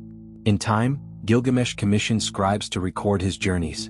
They etched into clay the tales of Humbaba, of the Bull of Heaven, of his grief over Enkidu, and of the long voyage to meet Utnapishtim. Each tablet, each line of cuneiform, carried a fragment of his soul, a piece of the wisdom he had earned through suffering. The scribes worked meticulously, knowing that these records would outlast generations, that future men and women would hear of a king who dared to challenge gods, who loved a companion as his own heart, and who ultimately learned that immortality lay not in defiance but in remembrance and human endeavor. Gilgamesh walked once more along the ramparts of Uruk, the sun setting behind the Euphrates, painting the sky in gold and crimson.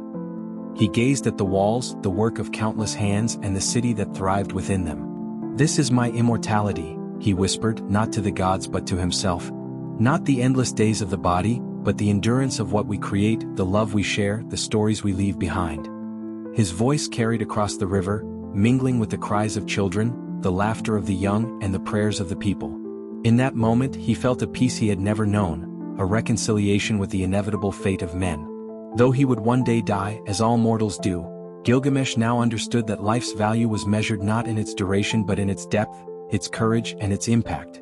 He had journeyed through fear, grief, and wonder, and emerged with insight beyond kingship, that mortality is the crucible in which meaning is forged, and that the deeds of the living echo far beyond their fleeting days.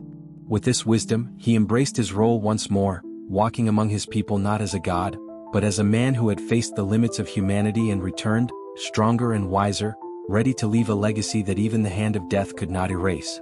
The city of Uruk glimmered in the morning sun, its walls casting long shadows across the streets, the market, and the temple courtyards. Gilgamesh walked among his people with a calm that had not been his before, for the journey to the edges of the world had tempered the fury of his youth. The king no longer sought glory in conquest or in feats of strength. The great beasts and divine trials that had once defined him now seemed to pale before the wisdom he had gained. In his heart lingered the memory of Enkidu, whose courage, laughter, and companionship had shaped him as surely as the walls of Uruk shaped the city. Though Enkidu was gone, his influence endured, an eternal flame guiding the king's steps. Gilgamesh often climbed to the top of the city walls, gazing at the fields of barley and wheat that stretched toward the horizon, the Euphrates flowing steadily past the gates, and the laborers who tilled the soil. He understood now that kingship was not only the command of armies or the defense of walls, but the stewardship of life itself, the care of those who tilled, who crafted, who prayed, and who loved. Each brick laid in the city's walls, each canal dug to irrigate the fields, each grain harvested and stored for the winter was a testament to the work of men and women who, though mortal, left enduring marks upon the world.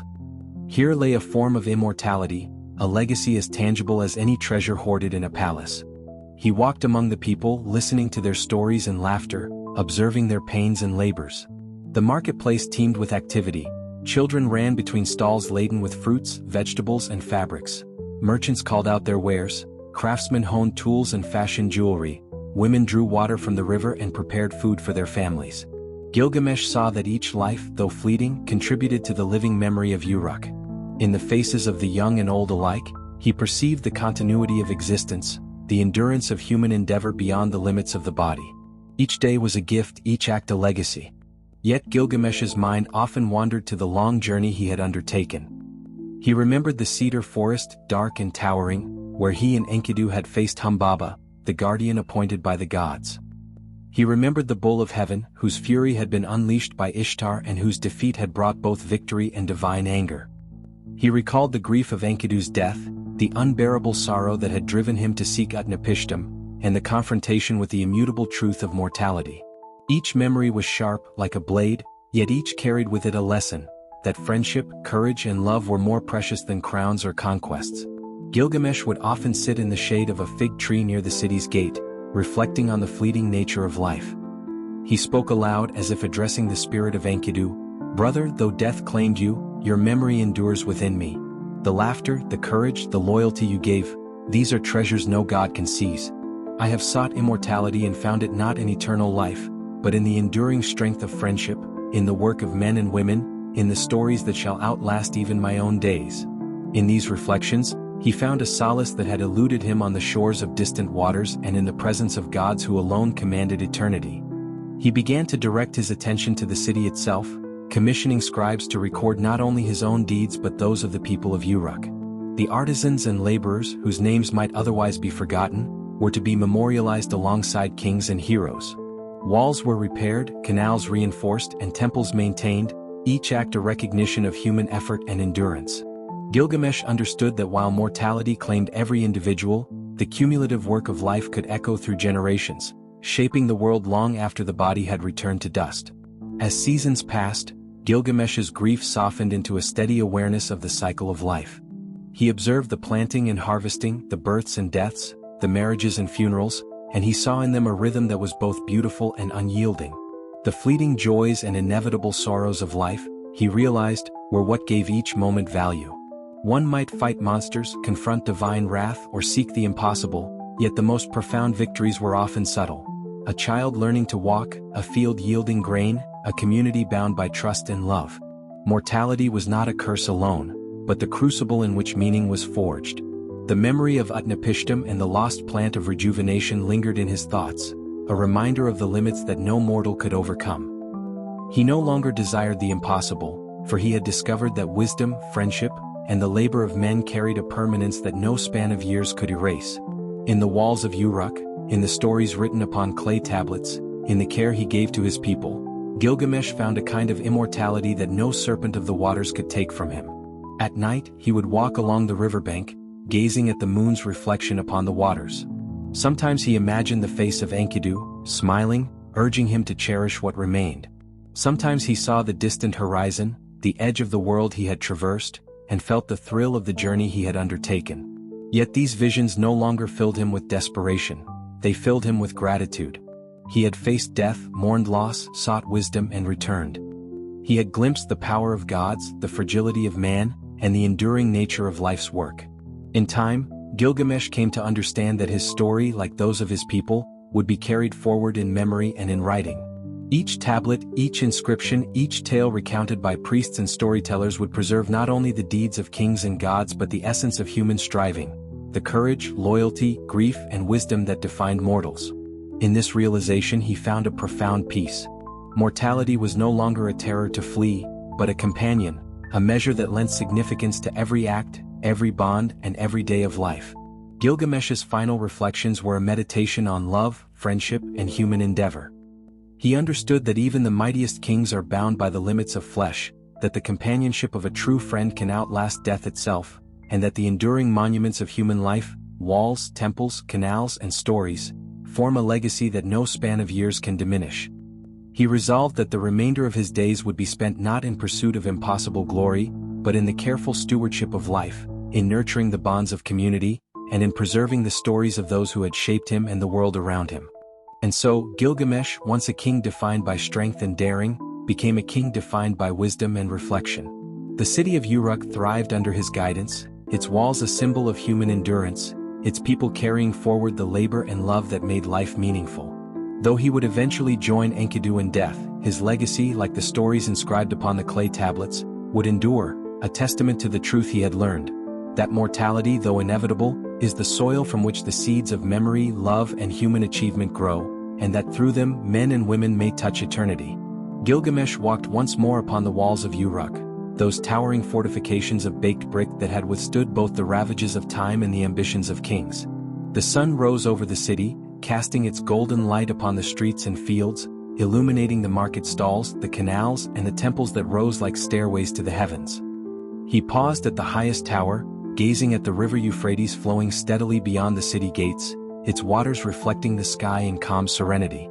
In that moment he saw not only a city of stone and brick, but a living testament to the labor, courage, and creativity of countless men and women who had built, tilled, prayed, and nurtured. Each stone, each canal, each altar bore the memory of human endeavor, echoing through time in a language the gods themselves might recognize. Though his body carried the marks of countless trials, the scars of journeys and battles past, Gilgamesh's spirit was tempered by wisdom. He no longer sought the impossible, no longer yearned for the immortality that Utnapishtim alone had been granted. He understood now that mortality was not a weakness to be overcome but a defining feature of human life, the measure by which deeds gained meaning. Each day, each act of courage, love, or kindness contributed to a legacy that could outlast the years, outlast even the flesh itself. In this truth, he found peace, a serenity deeper than any victory over monsters or defiance of divine decree. He often walked through the streets, observing his people with newfound appreciation. Children played along the riverbank, their laughter carrying on the morning breeze, while elders tended the gardens and traded stories of past deeds and heroes. Merchants arranged their goods, calling out with rhythmic chants that filled the air with vitality. Artisans shaped clay and metal into forms of beauty, each creation a sign that life, though fleeting, could leave indelible marks upon the world. Gilgamesh understood that the permanence he sought was not found in his own flesh, but in the lives and work of those around him. Mortality, he realized, gave urgency and significance to human effort, and through remembrance, action, and story, men could achieve a measure of eternity. He reflected upon Enkidu, whose death had driven him to the ends of the earth. Though grief had once consumed him like a raging fire, he now carried Enkidu's memory with reverence rather than despair. The companionship that had shaped him, the laughter and loyalty, the shared victories and struggles, had taught him that friendship was one of life's greatest treasures. Mortality might claim the body, but the bonds forged in trust, love, and shared courage could echo beyond the final breath. In this understanding, he discovered a type of immortality, not of flesh but of influence, memory, and the enduring impact of human connection. Gilgamesh commissioned scribes and priests to record his journeys, his struggles, and the lessons he had learned. The tales of Humbaba, the bull of heaven, the journey to meet Utnapishtim, and the lost plant of rejuvenation were etched in clay, a record for future generations. Yet he did not seek to immortalize his own glory alone. He instructed that the labors of builders, farmers, and artisans be recorded as well, for they were the pillars of civilization, the true bearers of enduring legacy. The story of Uruk, he understood, was not only the story of kings, but the story of all who contributed to the life and continuity of the city. Even in quiet moments, Gilgamesh would climb the walls and gaze at the horizon. He thought of the mountains, the forests, the seas he had crossed, and the trials he had endured. He recalled the fury of the gods, the terror of the flood, and the loss of the plant that promised renewed life. And he understood that all these experiences, all the pain, fear, and triumph, had taught him the essential truth. Life is fleeting, yet full of wonder. Mortality is inevitable, yet the deeds of men endure. This understanding gave him a sense of balance, a harmony with the natural order, and a deep respect for the gifts and limits of human existence. As seasons passed, Gilgamesh guided Uruk with measured wisdom. He balanced justice with mercy, reward with responsibility, and strength with prudence. His decisions reflected the insight he had gained from sorrow and adventure, and the people flourished under his care. The walls, the temples, and the streets of Uruk stood not merely as defenses or monuments, but as symbols of collective endeavor, endurance, and human ingenuity. In guiding his people, he realized that the true measure of a king's immortality was not in his lifespan, but in the flourishing of the city and the continuity of culture, knowledge, and memory. In the quiet of evening, Gilgamesh would often stand at the river's edge, watching the water flow endlessly toward the horizon. He thought of the gods and their distant, inscrutable will, of the lessons imparted by Utnapishtim, and of the fragile yet enduring nature of humanity. He understood that mortality was a gift as well as a limit, for it imbued life with urgency, value, and meaning. The walls of Uruk, the songs of its people, the stories written in clay and memory, these were his true monuments, imperishable in their own way, a testimony to the persistence of human spirit in the face of inevitable decay. And so, in the final reflection of his life, Gilgamesh embraced his fate as a mortal king, a friend who had loved and lost, a man who had journeyed to the edges of the world and returned with understanding. He no longer sought to defy the gods or claim that which was denied to mortals. Instead, he devoted himself to the cultivation of Uruk, the preservation of its history, and the nurturing of its people. In this, he found a deeper immortality than any plant or divine gift could provide, the enduring legacy of a city and a civilization shaped by human effort, wisdom, and love. Gilgamesh's story, carried forth by scribes and storytellers, became a beacon for generations. His journey through grief and fear, through friendship and the pursuit of wisdom, illuminated the eternal truth of human existence, that though life is fleeting, the deeds, memories, and lessons of mortals endure. Even as his body would one day return to dust, the spirit of his actions, the echoes of his courage, and the memory of his companionship with Enkidu would persist, not in defiance of death, but in the affirmation of life. And thus, Gilgamesh, king of Uruk, friend of Enkidu, traveler to the ends of the earth, and seeker of wisdom beyond human measure, found his peace. The walls of Uruk stood proud and enduring, the river flowed ever onward, and the city's people thrived, carrying forward the legacy of courage, labor, and friendship. Mortality had not defeated him. Rather, it had refined him, taught him the preciousness of life, and revealed that the true immortality of man lies not in endless days, but in the enduring mark of deeds, memory, and love upon the world. Gilgamesh stood atop the walls of Uruk as the sun began its slow ascent, casting a golden glow across the sprawling city and the fertile plains beyond. The walls, each brick placed by human hands, each stone a testament to the labor, perseverance and ingenuity of his people, seemed to him now more than mere fortifications. They were monuments to the spirit of humankind. As his eyes traced their contours, he felt the weight of time, the fleeting nature of life, and yet, paradoxically, the permanence of what mortals could create. He realized that the true legacy of men was not measured in conquests or in defiance of gods, but in the endurance of their work, the preservation of their communities, and the stories passed from generation to generation. The streets of Uruk bustled with life. Children chased each other along the riverbank, merchants shouted their wares and craftsmen pounded metal and shaped clay. Gilgamesh walked among them, his presence no longer that of a king who demanded awe, but a leader who observed, understood, and guided. He saw in every face a reflection of the human struggle, the interplay of mortality and perseverance, and he felt a profound connection to the lives unfolding around him. Each grain of wheat harvested, each brick laid in a wall, each prayer whispered to the gods was a testament to endurance, a mark left upon the world that would outlast the fleeting years of a single life. He thought often of Enkidu, whose companionship had been both a joy and a mirror to his own mortality. Though Enkidu had passed, his spirit lingered in memory, a guiding presence in Gilgamesh's reflections. He remembered the laughter, the courage and the loyalty that had bound them together, and he understood that such bonds, though forged in mortality, possess a timeless quality. Through friendship, through shared struggle and triumph, humans touch eternity in ways that defy death. This understanding settled upon him with the weight of truth. The measure of life is found not only in survival or conquest, but in the depth of love and loyalty, in the echoes of deeds remembered long after the body has returned to dust. Gilgamesh commissioned scribes to record the journeys, the battles, and the lessons he had learned. Every tale, from the confrontation with Humbaba to the slaying of the bull of heaven, from the sorrow of Enkidu's death to the journey to Utnapishtim, was inscribed on clay tablets to endure beyond his lifetime. Yet he instructed that not only his deeds but the labors of his people be chronicled, the farmers, artisans, builders and priests whose efforts sustained the city. He understood now that immortality was not granted by the gods to all men, but that human endeavor, memory and legacy could transcend the limitations of mortality. Each tablet, each story, each inscription was a seed of permanence, carrying the spirit of Uruk forward through time. In the quiet moments of dawn, Gilgamesh would walk along the banks of the Euphrates, contemplating the ceaseless flow of water and the rhythm of the seasons.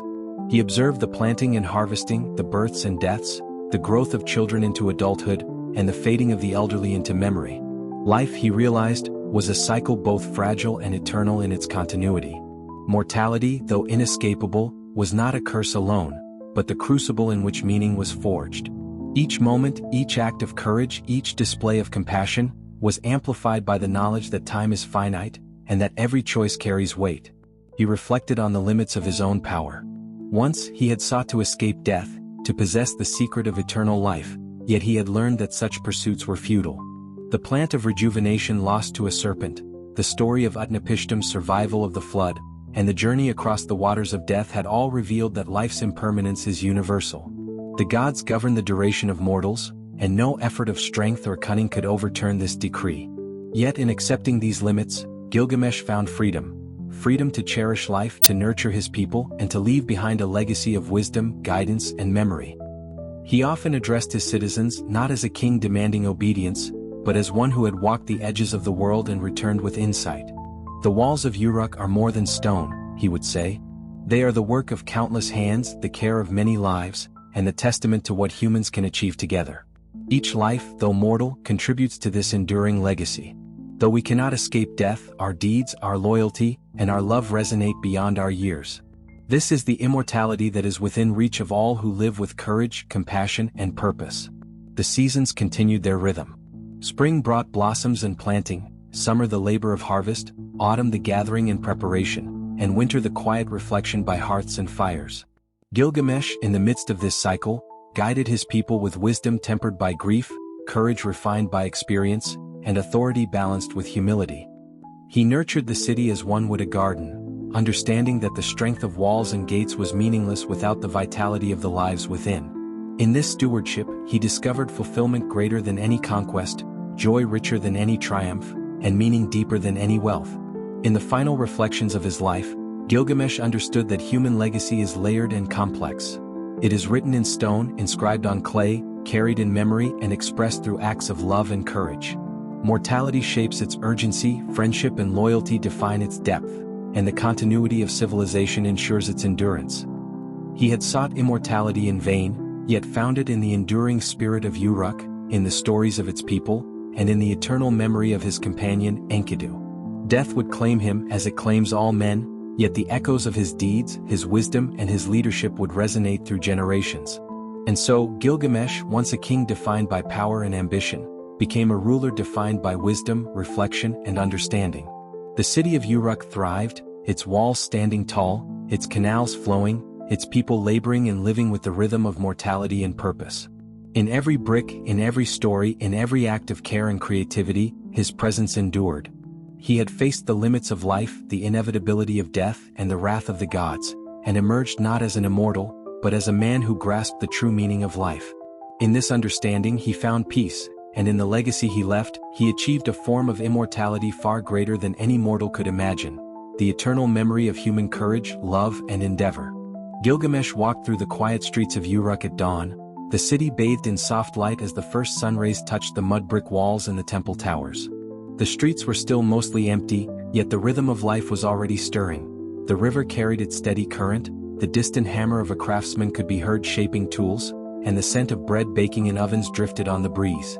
Standing amidst the living pulse of the city, Gilgamesh reflected on the journey that had brought him here, from a king who sought glory and defiance of mortality, to a man tempered by grief, trial and understanding. He recognized that every action, every decision carried significance, not merely for himself, but for the countless lives woven into the fabric of Uruk. The loss of Enkidu remained a shadow within his heart, yet it was a shadow transformed into wisdom. The lessons learned through companionship, loyalty, and grief had revealed the depth and complexity of human life.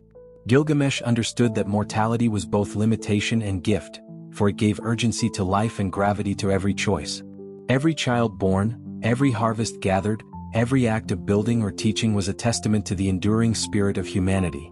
The king saw now that immortality was not a possession granted by gods or found in rare plants, but a measure of the legacy left behind. The walls of Uruk, the stories of its people, the memory of deeds performed with courage and love. He climbed to the top of the city's gates, looking down upon the fields, the gardens and the bustling markets. The walls, which had once seemed to him a symbol of his own strength, now appeared as the enduring labor of countless hands, the collaborative effort of a civilization that transcended any single life. The farmers tending the barley and wheat, the artisans carving stone and metal, the scribes inscribing clay tablets, all were immortalized in the very existence of the city. Here lay the truest expression of human persistence. Ordinary lives woven together to create something that would outlast the span of kings, gods and men. He often gathered the people in the great courtyard, speaking not with authority alone, but with the voice of experience and reflection. "Do not seek to escape what the gods have ordained," he told them, his tone measured and solemn. "Do not long for the impossible, for immortality is not found in defiance of fate. But live well, labor faithfully, love truly and honor one another. In these acts, in the creation and care of life, you will leave marks upon the world that will endure long after your flesh returns to dust. This is the legacy of man, the immortality within reach of all who walk the earth with courage, wisdom and compassion." Even in solitude, Gilgamesh pondered the rhythm of existence, the cycle of life and death, and the fragility of human ambition. He remembered the cedar forest and the roar of Humbaba, the charge of the bull of heaven, the laughter and courage of Enkidu, and the journey to Utnapishtim. Each episode had been a lesson, each trial a mirror reflecting the boundaries of mortal life and the possibilities of the human spirit. Strength alone, he realized, could not protect against loss. Courage without wisdom could not withstand the tests of time. It was the combination of deeds, reflection, and care for others that constituted true greatness. Gilgamesh also reflected on the responsibilities of kingship. He understood that ruling was not merely the assertion of power or the defense of territory, but the stewardship of life itself, the nurture of citizens, the protection of resources, the preservation of knowledge, and the cultivation of justice and fairness. In guiding Uruk, he sought not only to maintain its walls and temples, but to ensure that the people flourished, that children grew with hope, that artisans and laborers found meaning in their work, and that memory and story would be passed from generation to generation. The city itself became a living testament to the balance between human endeavor and the inevitability of death. As seasons turned, Gilgamesh watched the cycles of planting and harvest, birth and death, labor and celebration. Each year brought both joy and sorrow, growth and decay, yet he saw in this rhythm a profound beauty. Mortality was not an end alone, but a force that imbued each moment with significance. A child learning to walk, a young couple exchanging vows, a craftsman finishing a sculpture. These acts, though seemingly small, were expressions of human endurance and creativity. They were threads in the tapestry of Uruk, threads that would persist long after any single life had ended. Gilgamesh often walked along the banks of the Euphrates, gazing at its ceaseless flow and contemplating the lessons of his journey. He reflected on the impermanence of physical life, the inevitability of loss, and the enduring power of memory and achievement. Though he had sought the impossible, immortality, he realized that true permanence is found in deeds, in love, in the care of others, and in the cultivation of culture and civilization. Mortality, rather than a curse, was the measure that lent urgency and meaning to every action, reminding men and women alike to cherish the time they are given. In his final years, Gilgamesh focused on teaching these lessons to his people. He emphasized the importance of community, of working together to create lasting structures, whether physical like walls and canals or cultural like stories, songs and traditions. He encouraged reflection, compassion and loyalty, instilling in the next generation a recognition that life, though fleeting, held immense value when guided by wisdom and love. In this way, even as death approached, his influence endured not through feats of strength, but through the lives and memories of those he had touched. And so, Gilgamesh's story, once a tale of conquest and ambition, evolved into a narrative of understanding, care, and wisdom. The city of Uruk thrived under his guidance, its walls standing proud, its canals flowing, its people laboring and celebrating, bound together by culture, work, and shared humanity. Mortality had not defeated him. Rather, it had refined him, teaching that the value of life is measured not in its length, but in its depth, its deeds, and its love. Gilgamesh found peace in this knowledge, and in the city he had nurtured, his legacy endured, a testament to the enduring spirit of humanity. As the sun rose over Uruk for the last time in Gilgamesh's life, the city lay bathed in a golden light that seemed to honor both the walls he had helped strengthen and the people he had guided. The laborers moved about their tasks, the children's laughter echoed along the riverbanks, and merchants arranged their goods in preparation for the day. Gilgamesh, now tempered by the weight of years and trials, walked among them with a quiet dignity. No longer driven by the restless hunger for glory or the defiance of the gods, he moved with the purpose of one who understands the fleeting yet precious nature of life. Each glance he cast upon the fields, the streets, and the canals reminded him that these ordinary acts of human endeavor were themselves the truest monuments to mortality transcended. He paused at the gates, running his hands over the warm bricks that had been laid by countless citizens, realizing for the first time the profound depth of human effort. These walls, these streets, these temples, they were not merely stone and mortar but expressions of persistence, cooperation, and memory. Within them lay the lives of men and women whose stories would endure, whose labor had shaped civilization, and whose spirit was embedded in the city itself. Gilgamesh understood now that immortality was not found in the body, nor in divine favor, but in the enduring influence of human actions, the cultivation of knowledge, the care of the community, and the preservation of culture and story. Often, he would sit by the river, watching the Euphrates flow tirelessly toward the horizon. The waters reminded him of the inexorable passage of time, of the inevitability of life's cycles, and of the ceaseless rhythm of nature that governs both mortal and divine. He thought of Enkidu, of the bond they had shared, of the laughter, courage, and loyalty that had shaped both their lives. Though Enkidu had been claimed by mortality, his influence lingered, and in that lingering, Gilgamesh found a truth that transcended grief. The connections forged in life, friendship, love, shared struggle, bear an enduring resonance, echoing far beyond the span of a single existence. In the evenings he gathered the citizens of Uruk and spoke to them of what he had learned. "Do not seek to defy what the gods have decreed," he said, his voice steady yet filled with the weight of experience. "Mortality is our companion, and life, though fleeting, is precious. Seek not the impossible but cherish the days you are given. Labor faithfully, love deeply, and honor one another. In these deeds, you leave a mark upon the world that will outlast your own years. The legacy of man is written not in fear of death, but in courage, compassion, and the work we leave behind." His words resonated with the people, instilling a wisdom that would endure for generations, shaping the values and hearts of those who followed. Gilgamesh reflected often on his journeys, the confrontation with Humbaba in the cedar forest, the battle with the bull of heaven, the perilous voyage across the waters of death, and the meeting with Utnapishtim. Each episode had tested his body, spirit, and understanding of the world. Through these trials, he had come to recognize the limits imposed by mortality and the inevitability of loss. Yet he had also discovered the profound possibilities of human endeavor, that courage, wisdom, friendship, and love create legacies capable of enduring far beyond a single life. Mortality, rather than a curse, became a lens through which he measured the value and significance of all things. The seasons continued their cycle, and Gilgamesh watched the ebb and flow of life with growing serenity. Spring brought new births and planting, summer the labor of harvest and the joy of abundance, autumn the preparation and reflection, and winter the quiet introspection of long nights by the fire. He saw in every cycle a reminder that death was but one stage in the continuity of existence, and that the contributions of mortals, through work, care, and story, persist across generations. Even as his own life approached its natural end, he felt a sense of fulfillment, knowing that the city he had nurtured, the laws he had guided, and the tales he had ensured would survive, were all marks of a life well lived. He reflected on the walls of Uruk, the temples, the canals, and the streets, and he saw not only monuments to human labor, but living evidence of civilization's endurance.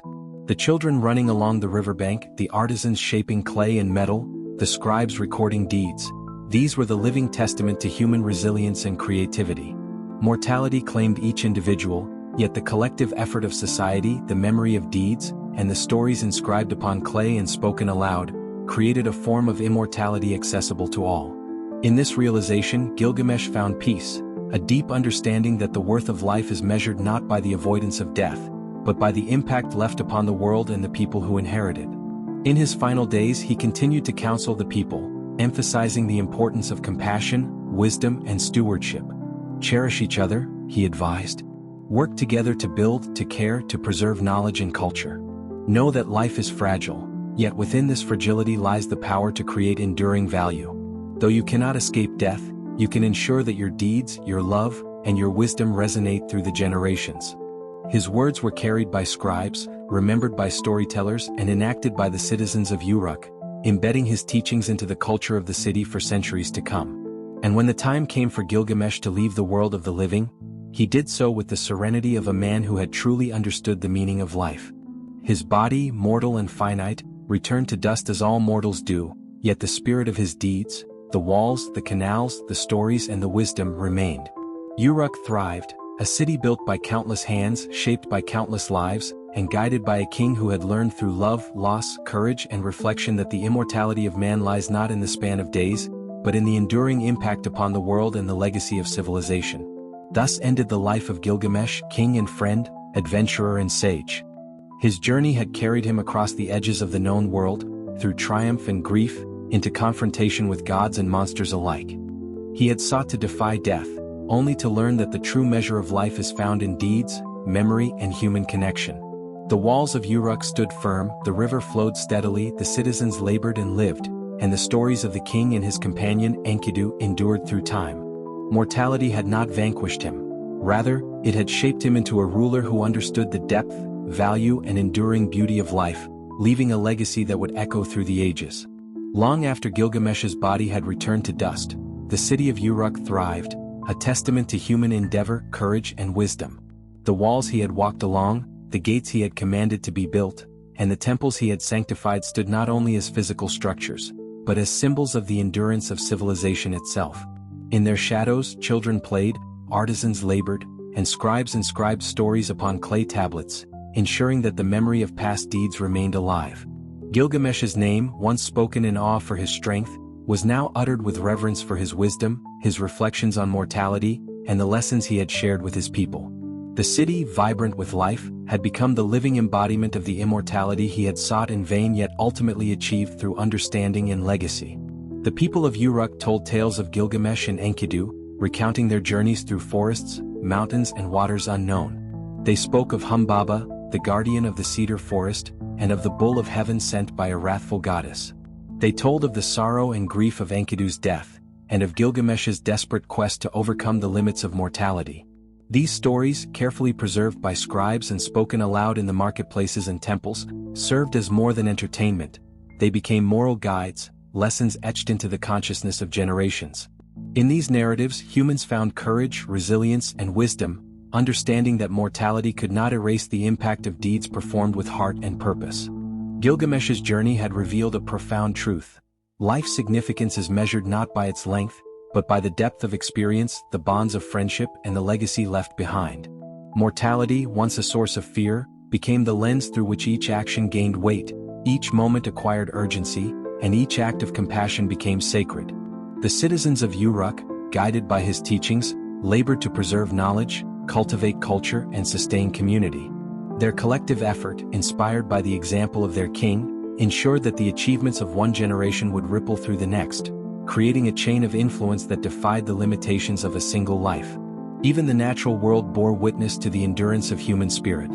The Euphrates flowed steadily, nourishing the fields, sustaining life, and reflecting the golden light of dawn, just as it had when Gilgamesh first walked along its banks.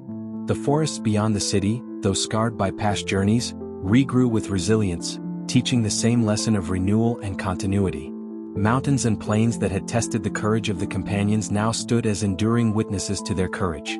In every ripple of water, in every shadow cast by a tree, the people of Uruk could see echoes of the adventures, trials, and triumphs of those who had walked before them.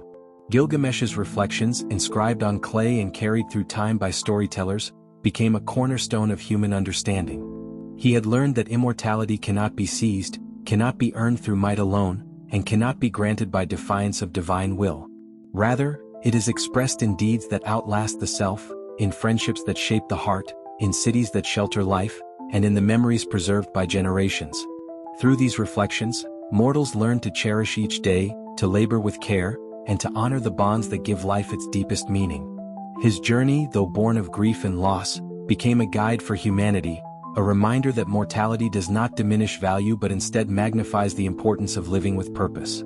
As centuries passed, the story of Gilgamesh spread beyond the walls of Uruk, reaching distant lands and generations yet unborn. Travelers and merchants carried tales of his strength, his friendship with Enkidu, and his pursuit of wisdom. Scholars studied the inscriptions, reflecting on the lessons of life, death, and legacy. Parents told the story to children, who in turn absorbed its truths not as mere legend, but as principles to live by. In this way, the influence of Gilgamesh became immortal, not in flesh, not in the defiance of nature, but in the enduring impact of thought, action, and story upon the world. The city of Uruk itself became a living monument to the human spirit, its streets and walls a continuous testament to cooperation, creativity, and resilience.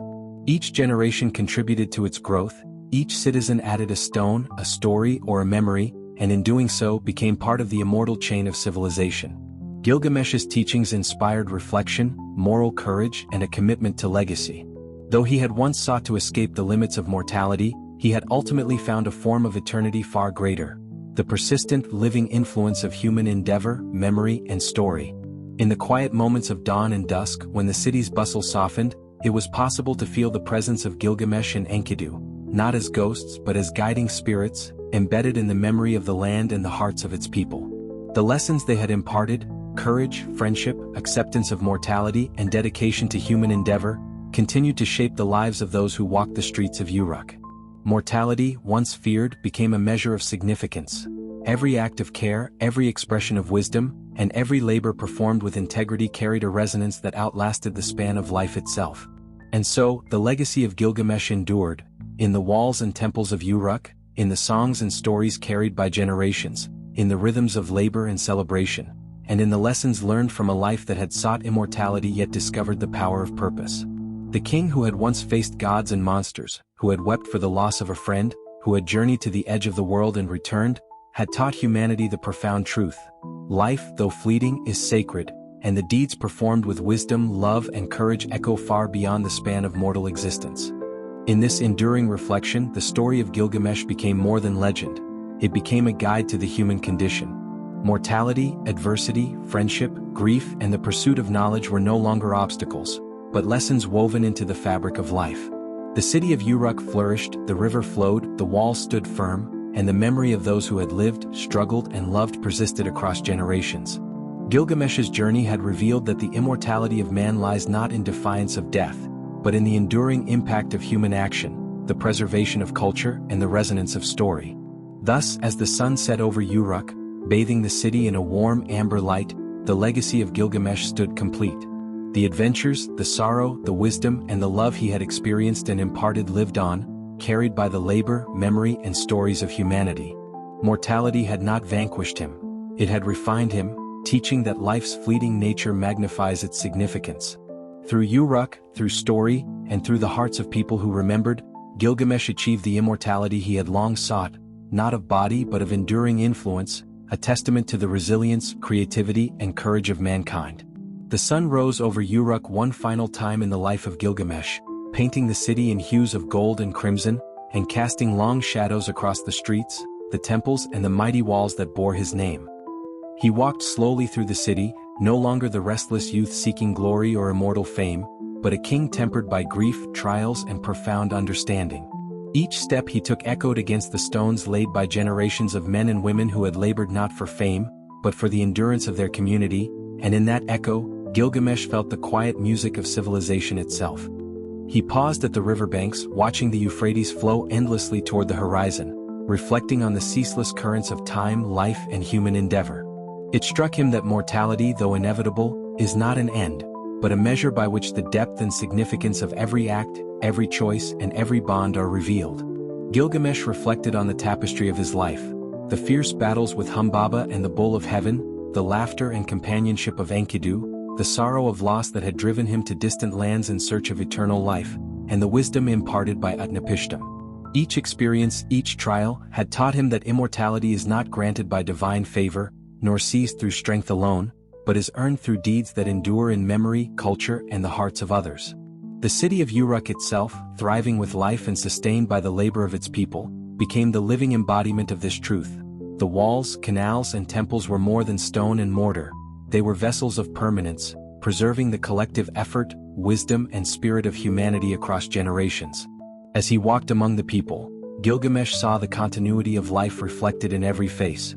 Children ran and played along the riverbanks as their parents labored, merchants prepared their goods for the day, and scribes inscribed stories on clay tablets, preserving knowledge for those yet to come. In their lives he recognized the echo of his own journey, the courage to face adversity, the companionship that strengthens the soul, and the wisdom to accept life's limitations. Mortality, once a source of fear and despair, had become a teacher, illuminating the meaning and urgency of existence. The people of Uruk, guided by his counsel, were living testaments to the power of human endeavor, the persistence of culture, and the enduring resonance of story. He recalled Enkidu, his companion and brother in spirit, whose life had been brief but blazing with vitality. Though death had claimed Enkidu, his memory remained vivid in Gilgamesh's heart and in the tales told across Uruk. From that bond, he learned the transformative power of friendship, that even fleeting lives, when intertwined with others in courage, loyalty, and love, leave a mark that endures far beyond the span of mortal years. He had sought immortality in defiance of fate, yet discovered a greater permanence in the connections forged with others, in the cultivation of life and culture, and in the stories that outlast a single generation. Gilgamesh turned his eyes toward the horizon, where the mountains met the sky and the river continued its endless course. He contemplated the cycles of nature, the planting and harvest, the births and deaths, the ebb and flow of seasons, and the continuity of life that persists even as individual mortals pass away. In these cycles he saw the eternal rhythm of existence, the pattern that binds all living things, and the assurance that life, though transient, carries a meaning shaped by courage, wisdom, and human effort.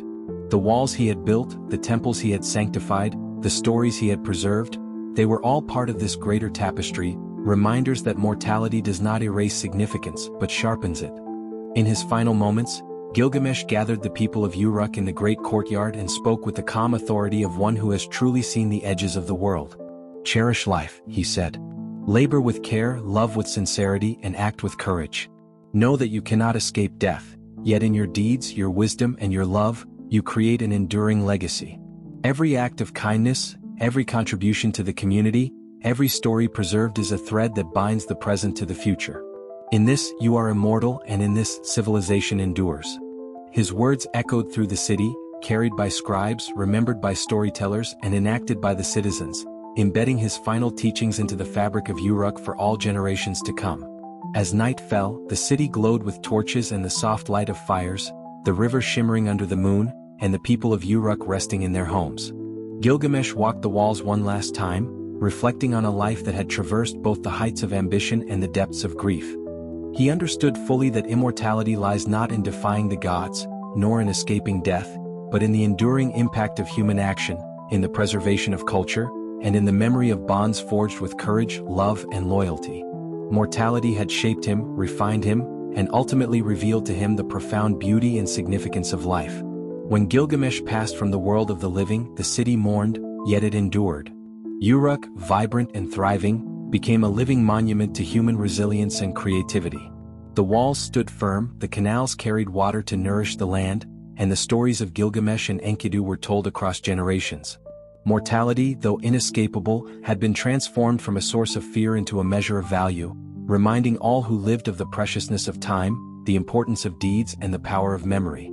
The legacy of Gilgamesh, etched in stone, story, and human hearts, endured through the ages, teaching that life's true immortality is found in the resonance of action, love, and wisdom. Thus concluded the life of Gilgamesh, king, adventurer, and sage.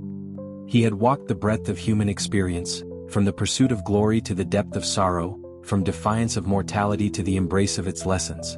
In the end, he achieved what all men may hope for, a legacy that transcends flesh and time, carried not in the body, but in the enduring influence of thought, deed, and story. Uruk thrived, civilization endured, and the tale of Gilgamesh remained a beacon of wisdom for generations, a testament to the courage, creativity, and enduring spirit of humanity. Mortality had not defeated him. It had revealed to him the true measure of life, and in this revelation he found eternity.